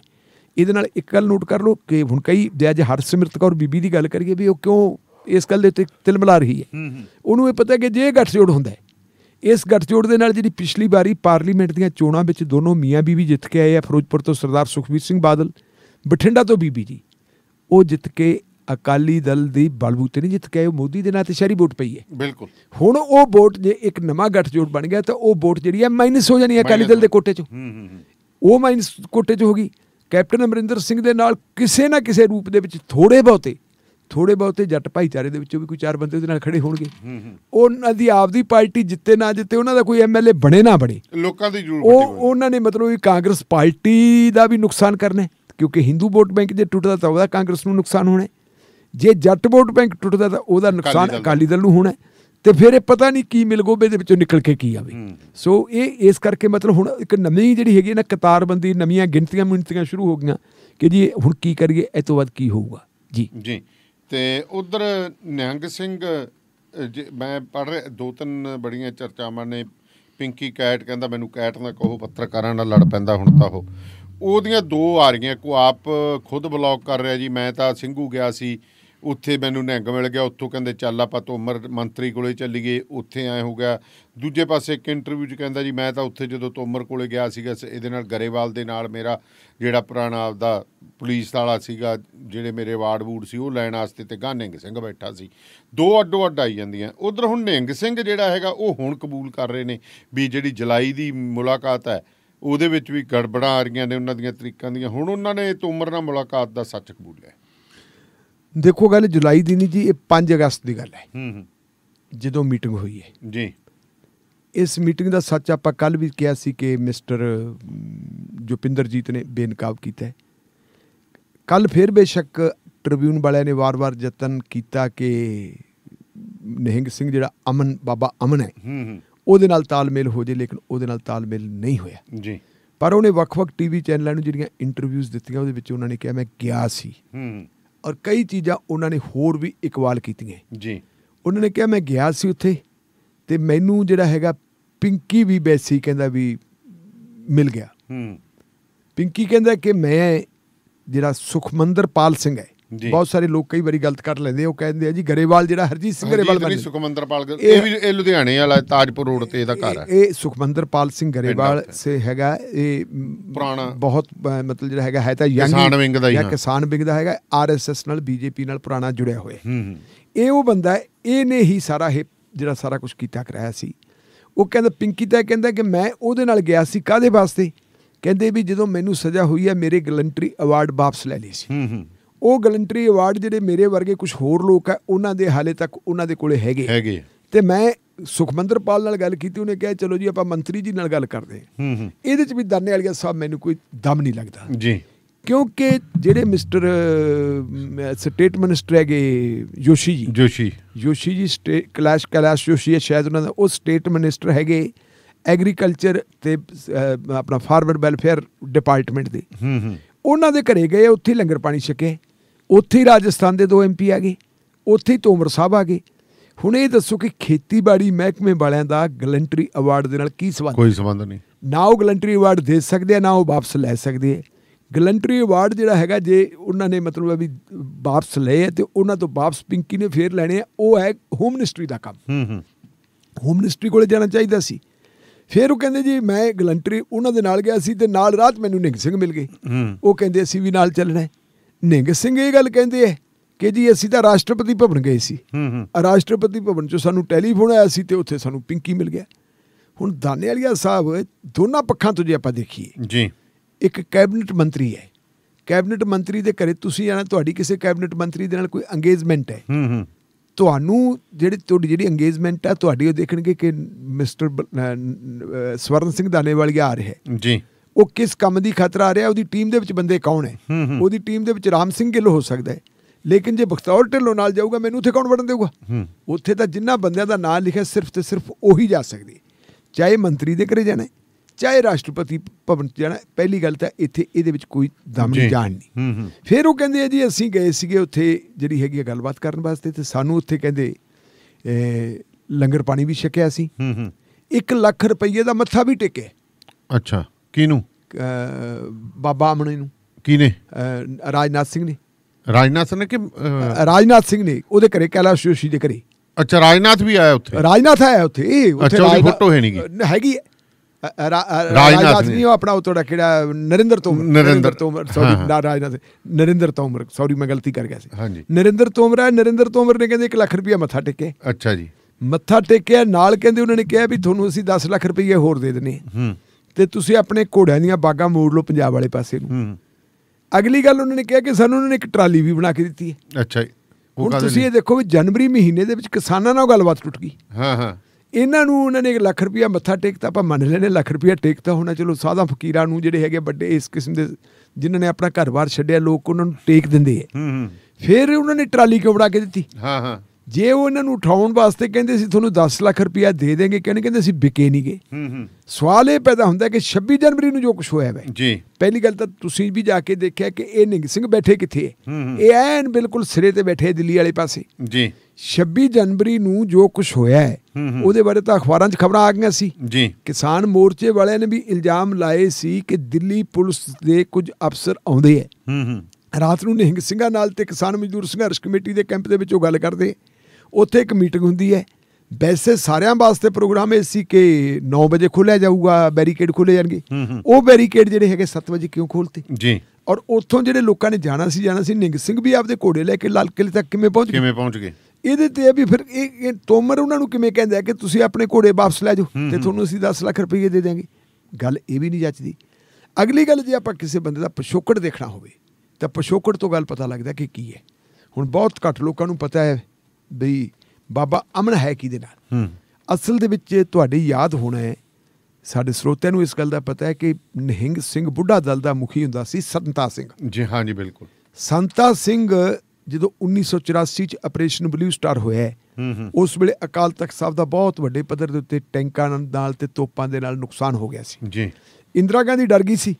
ਇੰਦਰਾ ਗਾਂਧੀ ਚਾਹੁੰਦੀ ਸੀ ਕਿ ਕਿਸੇ ਨਾ ਕਿਸੇ ਤਰੀਕੇ ਨਾਲ ਜਿਹੜੀ ਹੈਗੇ ਆ ਇਹ ਜਿਹੜੇ ਖੰਡਰ ਹੈ ਇਹਨਾਂ ਖੰਡਰਾਂ ਦੇ ਨਿਸ਼ਾਨ ਮਿਟਾਏ ਜਾਣ ਜੀ। ਔਰ ਉਹ ਨਿਸ਼ਾਨ ਮਿਟਾਉਣ ਵਾਸਤੇ ਉਹਨਾਂ ਨੇ ਇਹ ਗੱਲ ਕਰ ਦਿੱਤੀ ਸੀ ਕਿ ਅਕਾਲ ਤਖਤ ਸਾਹਿਬ ਦੀ ਦੁਬਾਰਾ ਉਸਾਰੀ ਕਰਵਾ ਦਿੱਤੀ ਜਾਵੇ। ਪਰ ਉਸਾਰੀ ਕਰੂਗਾ ਕੌਣ? ਇਹਦੇ ਤੇ ਕੋਈ ਤਿਆਰ ਨਾ ਹੋਇਆ ਜੀ। ਗਿਆਨੀ ਜੈਲ ਸਿੰਘ ਤੇ ਬੂਟਾ ਸਿੰਘ ਹੋਰਾਂ ਦੇ ਤਲਕਾਤ ਸੀ ਸੰਤਾ ਸਿੰਘ ਨਾਲ ਚੰਗੇ। ਉਹਨਾਂ ਨੇ ਸੰਤਾ ਸਿੰਘ ਨੂੰ ਅਪਰੋਚ ਕੀਤਾ। ਸੰਤਾ ਸਿੰਘ ਨੂੰ ਕਿਹਾ ਕਿ ਤੁਸੀਂ ਜਿਹੜਾ ਹੈਗਾ ਜੀ ਇਹ ਅਕਾਲ ਤਖਤ ਸਾਹਿਬ ਦੀ ਮੁੜ ਉਸਾਰੀ ਕਰਵਾਓ ਜੀ। ਤੇ ਸੰਤਾ ਸਿੰਘ ਮੰਨ ਗਿਆ। ਉਹ ਸੰਤਾ ਸਿੰਘ ਦੇ ਨਾਂ ਥੱਲੇ ਜਿਹੜੀ ਕਾਰ ਸੇਵਾ ਸੀ, ਅਸਲ ਦੇ ਵਿੱਚ ਉਹ ਸਰਕਾਰ ਸੇਵਾ ਸੀ। ਅੱਛਾ ਜੀ, ਹਾਂ, ਉਹ ਤਾਂ ਸਰਕਾਰ, ਉਹ ਜਿਹੜੀ ਸਰਕਾਰ ਸੇਵਾ ਕੀਤੀ ਸੀ, ਉਸ ਸਰਕਾਰ ਸੇਵਾ ਦੇ ਚਲਦਿਆਂ ਸੰਤਾ ਸਿੰਘ ਨੂੰ ਪੰਥ ਦੇ ਵਿੱਚੋਂ ਖਾਰਜ ਕਰਤਾ ਸੀ।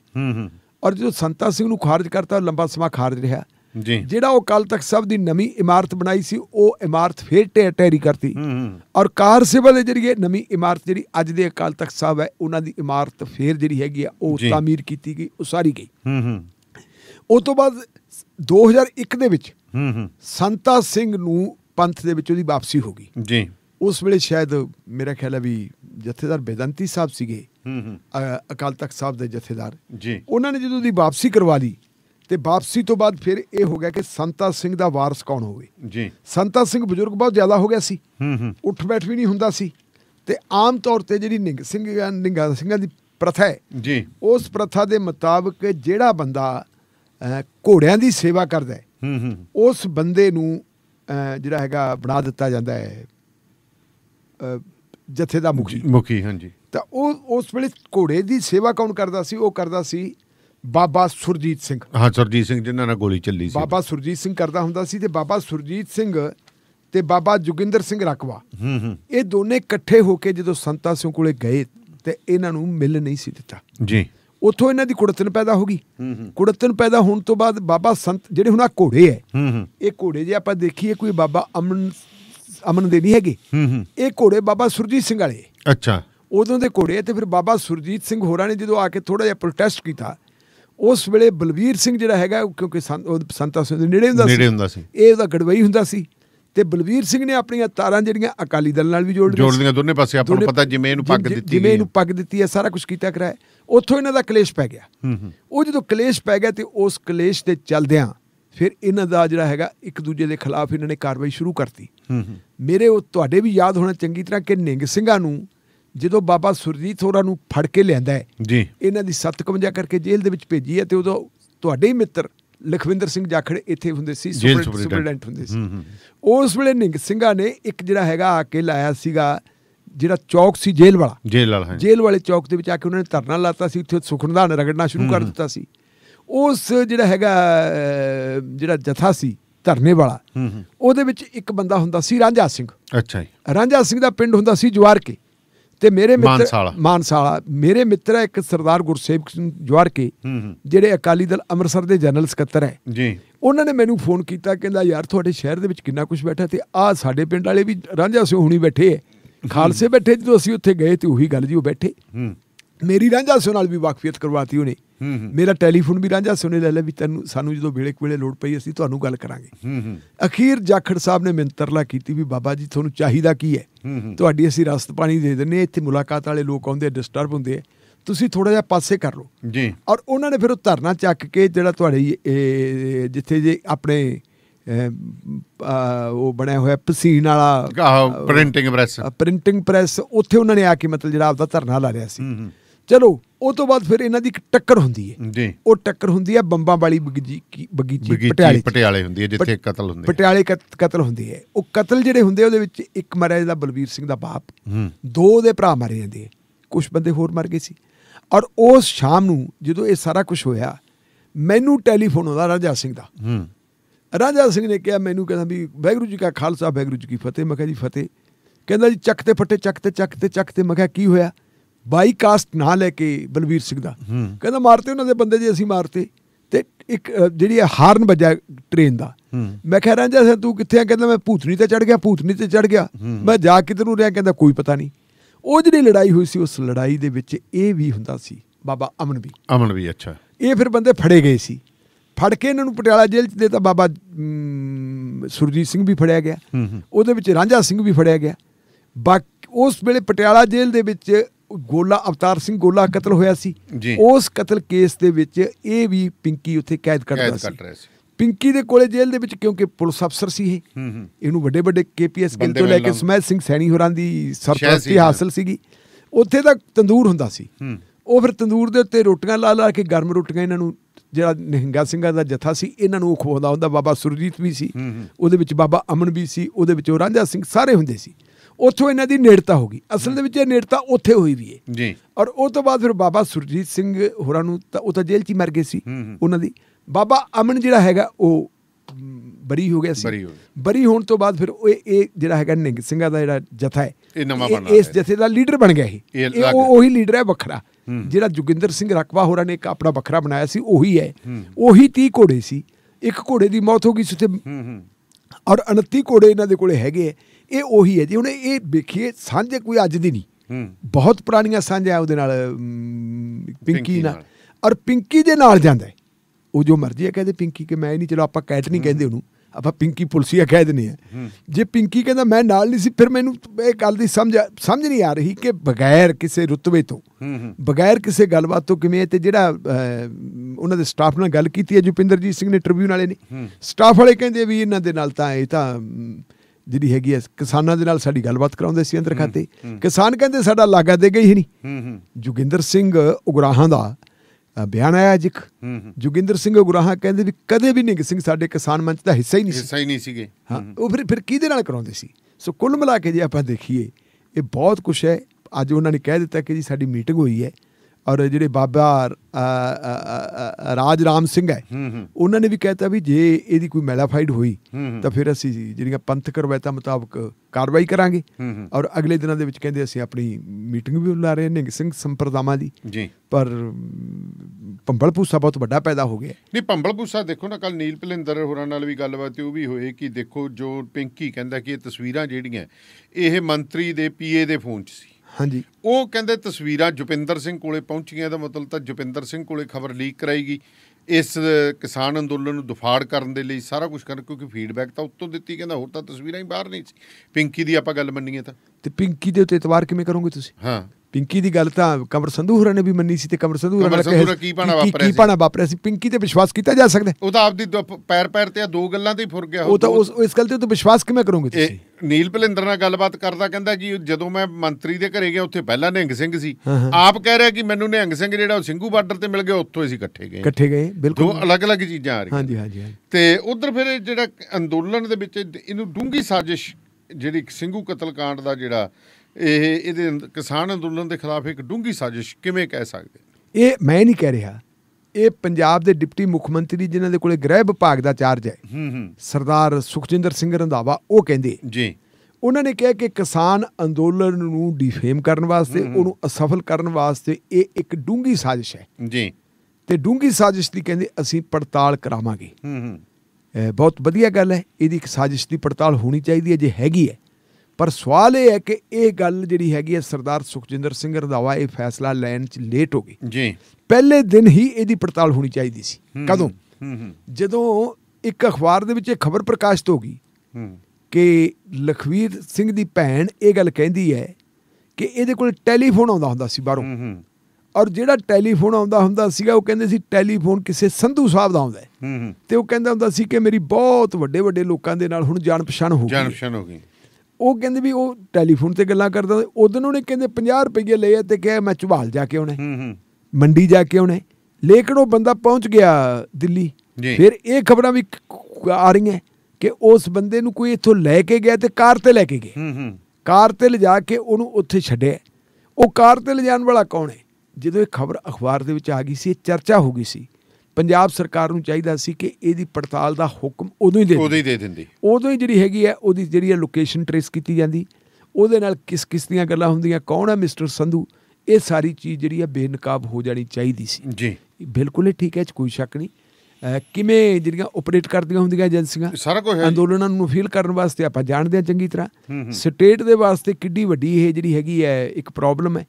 ਕਿਸਾਨਾਂ ਦਾ ਐਡਾ ਲੰਬਾ ਸੰਘਰਸ਼ ਔਰ ਪੀਸਫੁਲ ਸੰਘਰਸ਼ ਰਹਿਣਾ, ਉਹਨੂੰ ਬਦਨਾਮ ਕਰਨ ਵਾਸਤੇ ਜਿਹੜਾ ਹੈਗਾ ਇਸ ਕਿਸਮ ਦੀ ਕਾਰਵਾਈ ਕਰਾਉਣੀ। ਮੋਰ ਓਵਰ ਜੋ ਕੁਛ ਲਖੀਮਪੁਰ ਖੀੜੀ ਦੇ ਵਿੱਚ ਹੋਇਆ ਉਹਦੇ ਨਾਲ ਜਿਹੜੀ ਹੈ ਸਰਕਾਰ ਦੀ ਬੜੀ ਤੋਏ ਹੋਈ ਹੈ ਜੀ। ਉਹਦੇ ਨਾਲੋਂ ਹੁਣ ਤੁਸੀਂ ਦੇਖੋ ਕਿ ਜਿੱਦਾਂ ਦਾ ਇਹ ਭਾਣਾ ਵਾਪਰਿਆ, ਇਹ ਭਾਣਾ ਵਾਪਰਨ ਤੋਂ ਬਾਅਦ ਲਖੀਮਪੁਰ ਖੀੜੀ ਨੂੰ ਤਾਂ ਲੋਕ ਭੁੱਲ ਗਏ, ਖਤਮ ਹੀ ਕਰਤੀ। ਉਹ ਤਾਂ ਹੁਣ ਇਸ ਵੇਲੇ ਜਿਹੜਾ ਏਜੰਡਾ ਗੋਦੀ ਮੀਡੀਆ ਤੋਂ ਲੈ ਕੇ ਸਾਰੇ ਅਖਬਾਰਾਂ ਦੇ ਵਿੱਚ ਚਰਚਾ ਕੀ ਹੁੰਦੀ ਹੈ, ਆਪਾਂ ਵੀ ਹੁਣ ਜਿਹੜੀ ਚਰਚਾ ਕਰ ਰਹੇ ਹਾਂ, ਜ਼ਰੂਰ ਸਾਡੇ ਸੱਜਣ ਕਹਿੰਦੇ ਹੋਣਗੇ, ਸਰੋਤੇ ਕਹਿੰਦੇ ਹੋਣਗੇ ਵੀ ਤੁਹਾਨੂੰ ਜਾਂ ਤਾਂ ਸਿੱਧੂ ਤੇ ਆਉਂਦਾ, ਕਾਂਗਰਸ ਪਾਰਟੀ ਤੇ ਆਉਂਦੀ ਹੈ, ਜਾਂ ਕੈਪਟਨ ਤੇ ਆਉਂਦਾ, ਤੀਜੀ ਕੋਈ ਗੱਲ ਹੀ ਨਹੀਂ। ਪਰ ਕਰੀਏ ਕੀ? ਸਾਡੇ ਕੋਲ ਬਲਦੇ ਭਖਦੇ ਮੁੱਦੇ ਜਿਹੜੇ ਆ ਉਹ ਅਸੀਂ ਉਠਾਉਣੇ, ਇਹ ਗੱਲ ਹੋ ਗਈ। ਹੁਣ ਇਹੀ ਚੀਜ਼ ਆਪਾਂ ਦੇਖੀਏ ਤਾਂ ਜਾਖੜ ਸਾਹਿਬ ਵੀ ਕਹਿੰਦੇ, ਜਾਖੜ ਸਾਹਿਬ ਜਿਹੜੇ ਹੈਗੇ, ਜਾਖੜ ਸਾਹਿਬ ਪ੍ਰਦੇਸ਼ ਕਾਂਗਰਸ ਕਮੇਟੀ ਦੇ ਸਾਬਕਾ ਪ੍ਰਧਾਨ ਹੈ, ਔਰ ਜੇ ਉਹਨਾਂ ਨੂੰ ਆਪਾਂ ਜਾਖੜ ਸਾਹਿਬ ਨੂੰ ਦੇਖੀਏ ਉਹ ਇੱਕ ਸਧਾਰਨ ਵਿਅਕਤੀ ਨਹੀਂ, ਪਾਰਲੀਮੈਂਟ ਦੇ ਮੈਂਬਰ ਵੀ ਰਹੇ। ਜਾਖੜ ਸਾਹਿਬ ਵੀ ਇਹੀ ਗੱਲ ਕਹਿੰਦੇ, ਉਹਨਾਂ ਨੇ ਕਿਹਾ ਜੀ ਇਹ ਜੋ ਕੁਛ ਹੋਇਆ ਇਹ ਕਿਸਾਨ ਅੰਦੋਲਨ ਨੂੰ ਜਿਹੜਾ ਡਿਫੇਮ ਕਰਨ ਵਾਸਤੇ ਸਾਰਾ ਕੁਛ ਕੀਤਾ ਗਿਆ। ਔਰ ਉਹਨਾਂ ਨੇ ਕਿਹਾ ਕਿ ਕਤਲ ਕਾਂਡ ਜਿਹੜਾ ਹੈਗਾ ਇਹ ਖੁਫੀਆ ਏਜੰਸੀਆਂ ਦਾ ਇਹਦੇ 'ਚ ਹੱਥ ਹੋ ਸਕਦਾ। ਜੇ ਖੁਫੀਆ ਏਜੰਸੀਆਂ ਕਿਹਦੀਆਂ ਹੋਣਗੀਆਂ? ਸਟੇਟ ਗਵਰਨਮੈਂਟ ਦੀਆਂ ਤਾਂ ਹੋ ਨਹੀਂ ਸਕਦਾ, ਕੇਂਦਰ ਦੀਆਂ ਖੁਫੀਆ ਏਜੰਸੀਆਂ ਹੋ ਸਕਦੀਆਂ। ਖੈਰ ਰੰਧਾਵਾ ਸਾਹਿਬ ਨੇ ਕਿਹਾ ਜੀ ਅਸੀਂ ਇਹਦੀ ਜਾਂਚ ਕਰਾਵਾਂਗੇ, ਜਾਂਚ ਕਰਵਾ ਕੇ ਜਿਹੜੇ ਹੈਗੇ ਹੈ ਅਸੀਂ ਸਾਰੀ ਹਕੀਕਤ ਸਾਹਮਣੇ ਲੈ ਕੇ ਆਵਾਂਗੇ।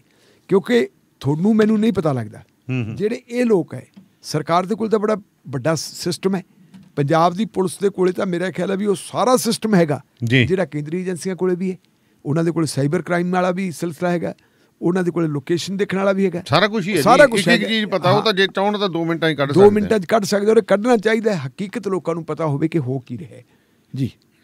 ਤੇ ਢਿੱਲੋਂ ਸਾਹਿਬ ਫਿਰ ਬਾਈਬਲ ਗੋਲੀ ਕਾਂਡ ਮਾਮਲੇ 'ਚ ਜਿਹੜੇ ਮੁਲਜ਼ਮ ਨੇ ਉਹਨਾਂ ਨੇ ਬੈਂਸ ਦੀ ਨਿਯੁਕਤੀ ਨੂੰ ਕਿਉਂ ਚੁਣੌਤੀ ਦਿੱਤੀ ਹੈ? ਦੇਖੋ ਗੱਲ ਇਹ ਹੈ ਕਿ ਮਿਸਟਰ RS ਬੈਂਸ ਪੰਜਾਬ ਤੇ ਹਰਿਆਣਾ ਹਾਈ ਕੋਰਟ ਦੇ ਬੜੇ ਬਿਹਤਰੀਨ ਵਕੀਲ ਹੈ ਜੀ। ਬਿਹਤਰੀਨ ਵਕੀਲ ਇਸ ਪੱਖ ਤੋਂ ਨਹੀਂ ਵੀ ਉਹ ਕਾਨੂੰਨ ਦੇ ਵਾਕਫਕਾਰ ਹੈ, ਸਗੋਂ ਮੈਂ ਸਮਝਦਾ ਉਹਨਾਂ ਦਾ ਬਿਹਤਰੀਨ ਜਿਹੜਾ ਹੈਗਾ ਪੱਖ ਉਹ ਇਹ ਹੈ ਕਿ ਉਹ ਮਨੁੱਖੀ ਅਧਿਕਾਰਾਂ ਦੇ ਬਹੁਤ ਵੱਡੇ ਮੁਦਈ ਹੈ। ਮੈਂ ਬਹੁਤ ਪੁਰਾਣਾ ਉਹਨਾਂ ਨੂੰ, ਭਾਵੇਂ ਮੇਰੀ ਦੋਸਤੀ ਨਹੀਂ ਆਪਾਂ ਕਹਿ ਸਕਦੇ, ਮੇਰੀ ਜਾਣ ਪਛਾਣ, ਮੈਂ ਉਹਨਾਂ ਨੂੰ ਬੜਾ ਪੁਰਾਣਾ ਜਾਣਦਾ ਜੀ। ਮੈਨੂੰ ਉਹ ਟਾਈਮ ਵੀ ਯਾਦ ਹੈ ਜਦੋਂ ਖਾੜਕੂਬਾਦ ਦੇ ਲੋਕ ਜੇਲ੍ਹਾਂ ਦੇ ਵਿੱਚ ਬੈਠੇ ਸੀ ਔਰ ਉਹਨਾਂ ਨੂੰ ਜਿਹੜਾ ਹੈਗਾ ਜਿਹੜੀ ਹੈ ਕਾਨੂੰਨੀ ਮਦਦ ਮੁਹੱਈਆ ਕਰਵਾਉਂਦੇ ਹੁੰਦੇ ਸੀ RS ਬੈਂਸ ਸਾਹਿਬ ਜੀ ਜੀ। ਔਰ ਉੱਥੋਂ ਮਤਲਬ ਹੈ ਜਦੋਂ ਉਹਨਾਂ ਦਿਨਾਂ ਦੇ ਵਿੱਚ ਟੈਲੀਫੋਨ ਕਰਨ ਦੀ ਇਜਾਜ਼ਤ ਮਿਲ ਗਈ ਸੀ। ਮੈਂ ਕਈ ਵਾਰੀ ਜੇਲ੍ਹ ਦੇ ਵਿੱਚ ਵੇਖਿਆ ਕਿ ਜਿਹੜੇ ਕੈਦੀ ਹੈ ਉਹ ਆਪਣੇ ਜਿਹੜੇ ਹੈਗੇ ਵਕੀਲ ਸਾਹਿਬ ਦੇ ਨਾਲ ਗੱਲਬਾਤ ਕਰਦੇ ਆ। ਇਹਦੇ ਨਾਲ ਜੇ ਆਪਾਂ ਦੇਖੀਏ ਜਿੱਥੇ ਜਿਹੜੇ ਵੱਡੇ ਪੁਲਿਸ ਅਫਸਰਾਂ ਨੇ ਜਿਨ੍ਹਾਂ ਨੇ ਪੰਜਾਬ ਦੇ ਵਿੱਚ ਉਸ ਦੌਰ ਦੇ ਵਿੱਚ ਜਾਂ ਉਹ ਤੋਂ ਬਾਅਦ ਜ਼ਿਆਦਤੀਆਂ ਕੀਤੀਆਂ, ਉਹਨਾਂ ਕੇਸਾਂ ਨੂੰ ਵੀ ਬੈਂਸ ਸਾਹਿਬ ਲੜਦੇ ਰਹੇ ਜੀ। ਹੁਣ ਪਿਛਲੇ ਸਮੇਂ ਦੇ ਵਿੱਚ ਜਦੋਂ ਕੈਪਟਨ ਅਮਰਿੰਦਰ ਸਿੰਘ ਨੂੰ ਲਾਤਾ, ਚੰਨੀ ਸਾਹਿਬ ਨੂੰ ਬਣਾਤਾ, ਤੇ ਇੱਕ ਏਜੰਡਾ ਜਿਹੜਾ ਸਭ ਤੋਂ ਵੱਡਾ ਏਜੰਡਾ ਸੀ ਉਹ ਸੀ ਗੁਰੂ ਗ੍ਰੰਥ ਸਾਹਿਬ ਦੀ ਬੇਅਦਬੀ ਦੀਆਂ ਘਟਨਾਵਾਂ ਨੂੰ ਜਿਹੜਾ ਹੱਲ ਕਰਵਾਉਣਾ। ਔਰ ਇਹਦੇ ਵਾਸਤੇ ਜਿਹੜਾ ਜਿਹਦਾ ਮੇਨ ਰੋਲ ਹੁੰਦਾ ਹੈ ਉਹ ਜਾਂ ਤਾਂ ਪੁਲਿਸ ਦਾ ਹੁੰਦਾ ਹੈ ਤੇ ਜਾਂ ਜਿਹੜਾ ਸਰਕਾਰੀ ਜਿਹੜਾ ਜਿਹਨੂੰ ਆਪਾਂ AG ਕਹਿੰਦੇ ਐਡਵੋਕੇਟ ਜਨਰਲ ਦਾ ਦਫ਼ਤਰ ਹੁੰਦਾ ਹੈ। ਐਡਵੋਕੇਟ ਜਨਰਲ ਜਿਹੜੇ ਪਹਿਲੇ ਸੀ ਅਤੁਲ ਨੰਦਾ ਦੇ ਉੱਤੇ ਸਾਰੀ ਕਾਂਗਰਸ ਪਾਰਟੀ ਖਫਾ ਸੀ ਕਿ ਉਹ ਬੰਦਾ ਕੰਮ ਨਹੀਂ ਕਰ ਰਿਹਾ।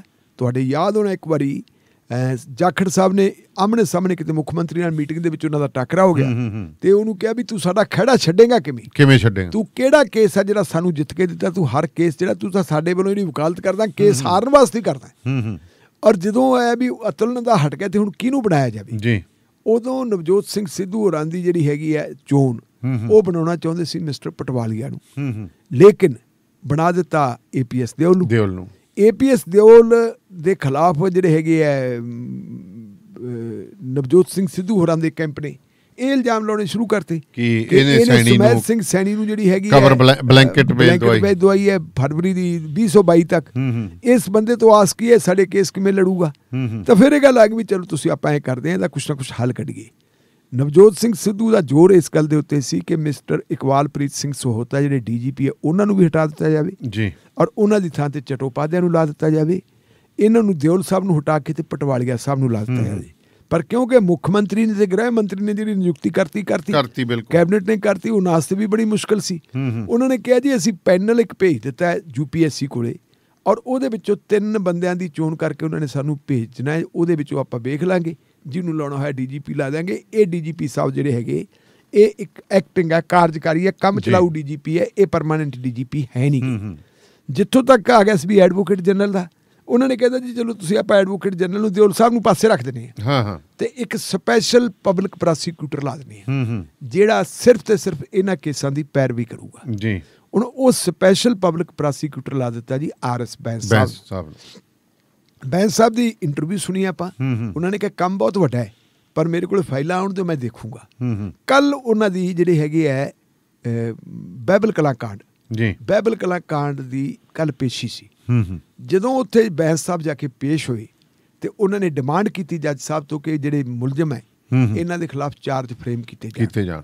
ਤਾਂ ਉਸੇ ਵੇਲੇ ਮੁਲਜ਼ਮਾਂ ਦੇ ਵਕੀਲ ਨੇ ਇੱਕ ਅਰਜੀ ਪੇਸ਼ ਕੀਤੀ ਔਰ ਉਹ ਮੁਲਜ਼ਮਾਂ ਦੇ ਜਿਹੜੇ ਵਕੀਲ ਹੈ ਆਪਣਾ ਮੁਲਜ਼ਮਾਂ ਦੀ ਜਿਹੜੀ ਲੀਡ ਕਰਦੇ ਉਹਨਾਂ ਨੂੰ ਉਹ ਕਰਦੇ ਚਰਨਜੀਤ ਸਿੰਘ ਸ਼ਰਮਾ ਜਿਹੜੇ SSP ਮੋਗਾ ਹੁੰਦੇ ਸੀ। ਜਦੋਂ ਗੁਰੂ ਗ੍ਰੰਥ ਸਾਹਿਬ ਦੀ ਬੀੜ ਚੋਰੀ ਹੋਈ ਹੈ ਬੁਰਜ ਜਵਾਹਰ ਸਿੰਘ ਵਾਲਾ ਉਦੋਂ ਉਹ ਫਰੀਦਕੋਟ ਦੇ ਵਿੱਚ ਸੀ, ਉਹਨੇ ਐਪਲੀਕੇਸ਼ਨ ਦੇ ਦਿੱਤੀ ਹੈ ਜੀ ਇਹ ਜਿਹੜੇ ਬੈਂਸ ਸਾਹਿਬ ਹੈ ਇਹ ਕੋਟਕਪੂਰਾ ਗੋਲੀ ਕਾਂਡ ਦੇ ਮੁਦਈ ਦੇ ਵਕੀਲ ਰਹੇ ਹੈ ਜੀ, ਇਸ ਲਈ ਇਹਨਾਂ ਨੂੰ ਜਿਹੜਾ ਹੈਗਾ ਪ੍ਰਵਾਨ ਨਾ ਕੀਤਾ ਜਾਵੇ, ਇਹ ਸਰਕਾਰ ਦੇ ਵਕੀਲ ਦੇ ਤੌਰ ਤੇ ਇੱਥੇ ਪੇਸ਼ ਨਹੀਂ ਹੁੰਦੇ, ਇਹਨਾਂ ਨੂੰ ਇਜਾਜ਼ਤ ਨਾ ਦਿੱਤੀ ਜਾਵੇ ਜੀ।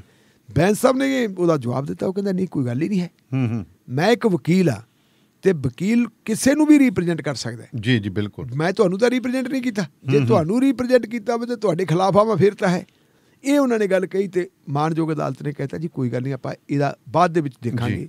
ਉਹਦੇ ਵਾਸਤੇ ਹੁਣ ਅਗਲੀ ਪੇਸ਼ੀ ਰੱਖਤੀ ਹੈ ਜੀ, ਮੇਰੇ ਖਿਆਲ 27 ਜਾਂ 28 ਅਕਤੂਬਰ ਦੀ। ਜੀ 27 ਜਾਂ 28 ਅਕਤੂਬਰ ਨੂੰ ਇਹਦੇ ਉੱਤੇ ਬਹਿਸ ਹੋਣੀ ਹੈ। ਫਿਰ ਉਹਨਾਂ ਨੇ ਡਿਮਾਂਡ ਇੱਕ ਹੋਰ ਕੀਤੀ ਜੀ ਕਿ ਸਮਾਇਦ ਸਿੰਘ ਸੈਣੀ ਨੂੰ ਕਿਉਂਕਿ ਫਰਵਰੀ 2022 ਤੱਕ ਜਿਹੜੀ ਹੈ ਉਹ ਪ੍ਰੋਟੈਕਸ਼ਨ ਮਿਲੀ ਹੋਈ ਹੈ ਕਿ ਉਹ ਅਦਾਲਤ ਦੇ ਵਿੱਚ ਨਾ ਆਉਣ।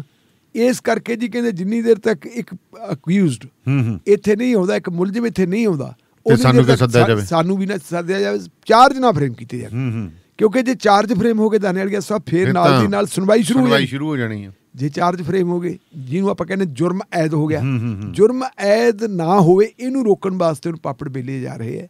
ਪਰ ਮੇਰਾ ਨਹੀਂ ਖਿਆਲ, ਕਿਉਂਕਿ ਜਿਹੜੀ 2 ਤੇ 2 4 ਹੁੰਦੇ, ਵਕੀਲ ਵਕੀਲ ਹੁੰਦਾ ਹੈ।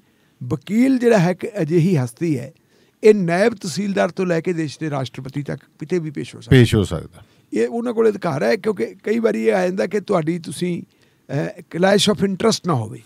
ਕਲੈਸ਼ ਆਫ ਇੰਟਰਸਟ ਉਦੋਂ ਹੁੰਦਾ ਜਦੋਂ ਤੁਸੀਂ ਜੇ ਫਰਜ਼ ਕਰੋ ਦਿਓਲ ਸਾਹਿਬ ਜਾਂਦੇ, ਹਾਂਜੀ ਦਿਓਲ ਸਾਹਿਬ ਜਾ ਕੇ ਉਹਨਾਂ ਨੂੰ ਰਿਪਰੈਜ਼ੈਂਟ ਕਰਦੇ ਤਾਂ ਫਿਰ ਆ ਜਾਂਦਾ ਬਦੰਗਾ ਵਾਲੇ ਪਾਸੋਂ ਆ ਜਾਂਦਾ ਜੀ, ਤਾਂ ਸੈਣੀ ਹੋਰਾਂ ਨੂੰ ਰਿਲੀਫ ਦਵਾ ਕੇ ਇਹ ਉਹਨਾਂ ਦੇ ਵਕੀਲ ਆ, ਸਾਨੂੰ ਇਹਦੇ ਤੇ ਨਹੀਂ ਚਾਹੀਦਾ, ਇਹ ਮਦਈ ਪੱਖ ਕਰ ਸਕਦਾ ਸੀ। ਪਰ ਕਿਉਂਕਿ ਇਹ ਤਾਂ ਹਮੇਸ਼ਾ ਰਹੀ ਸਰਕਾਰ ਦੇ ਖਿਲਾਫ ਹੈ। ਹਾਂਜੀ ਹਾਂਜੀ, ਹੁਣ ਸਰਕਾਰ ਦੇ ਹੱਕ ਦੇ ਵਿੱਚ ਜੇ ਆਏ ਤਾਂ ਸਰਕਾਰ ਦੇ ਹੱਕ ਦੇ ਵਿੱਚ ਇੱਕ ਖਾਸ ਕੇਸ ਦੇ ਵਿੱਚ ਆਏ ਹੈ, ਜਿਸ ਕੇਸ ਦੇ ਨਾਲ ਲੋਕਾਂ ਦੀਆਂ ਭਾਵਨਾਵਾਂ ਜੁੜੀਆਂ ਹੋਈਆਂ। ਇਸ ਕਰਕੇ ਮੇਰੇ ਖਿਆਲ ਮੁਤਾਬਕ ਜਿਹੜਾ ਉਹਨਾਂ ਦਾ ਇਤਰਾਜ਼ ਹੈ, ਇਤਰਾਜ਼ ਕੋਈ ਬਹੁਤਾ ਦਮਦਾਰ ਨਹੀਂ ਹੈ। ਅਗਲੀ ਪੇਸ਼ੀ ਦੇ ਉੱਤੇ ਜਿਹੜਾ ਫੈਸਲਾ ਹੋਣਾ ਹੈ ਐਸੇ ਮਹੀਨੇ 'ਚ ਹੀ ਹੋ ਜਾਣਾ ਹੈ ਤੇ ਮੇਰਾ ਖਿਆਲ ਉਹ ਤੋਂ ਚਾਰਜ ਫਰੇਮ ਹੋ ਜਾਣਗੇ ਤੇ ਫਿਰ ਰਸਤਾ ਖੁੱਲ੍ਹ ਜਾਣਾ। ਸੋ ਬਹੁਤ ਬਹੁਤ ਸ਼ੁਕਰੀਆ ਢਿੱਲੋਂ ਸਾਹਿਬ, ਮਿਹਰਬਾਨੀ ਜੀ। ਸੋ ਪ੍ਰੋਗਰਾਮ ਸ਼ਮਾਦਾਨ ਨੂੰ ਇੱਥੇ ਹੀ ਸਮਾਪਤ ਕਰਨ ਦੀ ਤੁਹਾਡੇ ਤੋਂ ਆਗਿਆ ਲੈਂਦੇ। ਸੋ ਪ੍ਰੋਗਰਾਮ ਗੀਤ ਬਹਾਰ ਜਿਹੜਾ ਇਸ ਤੋਂ ਬਾਅਦ ਜਾਰੀ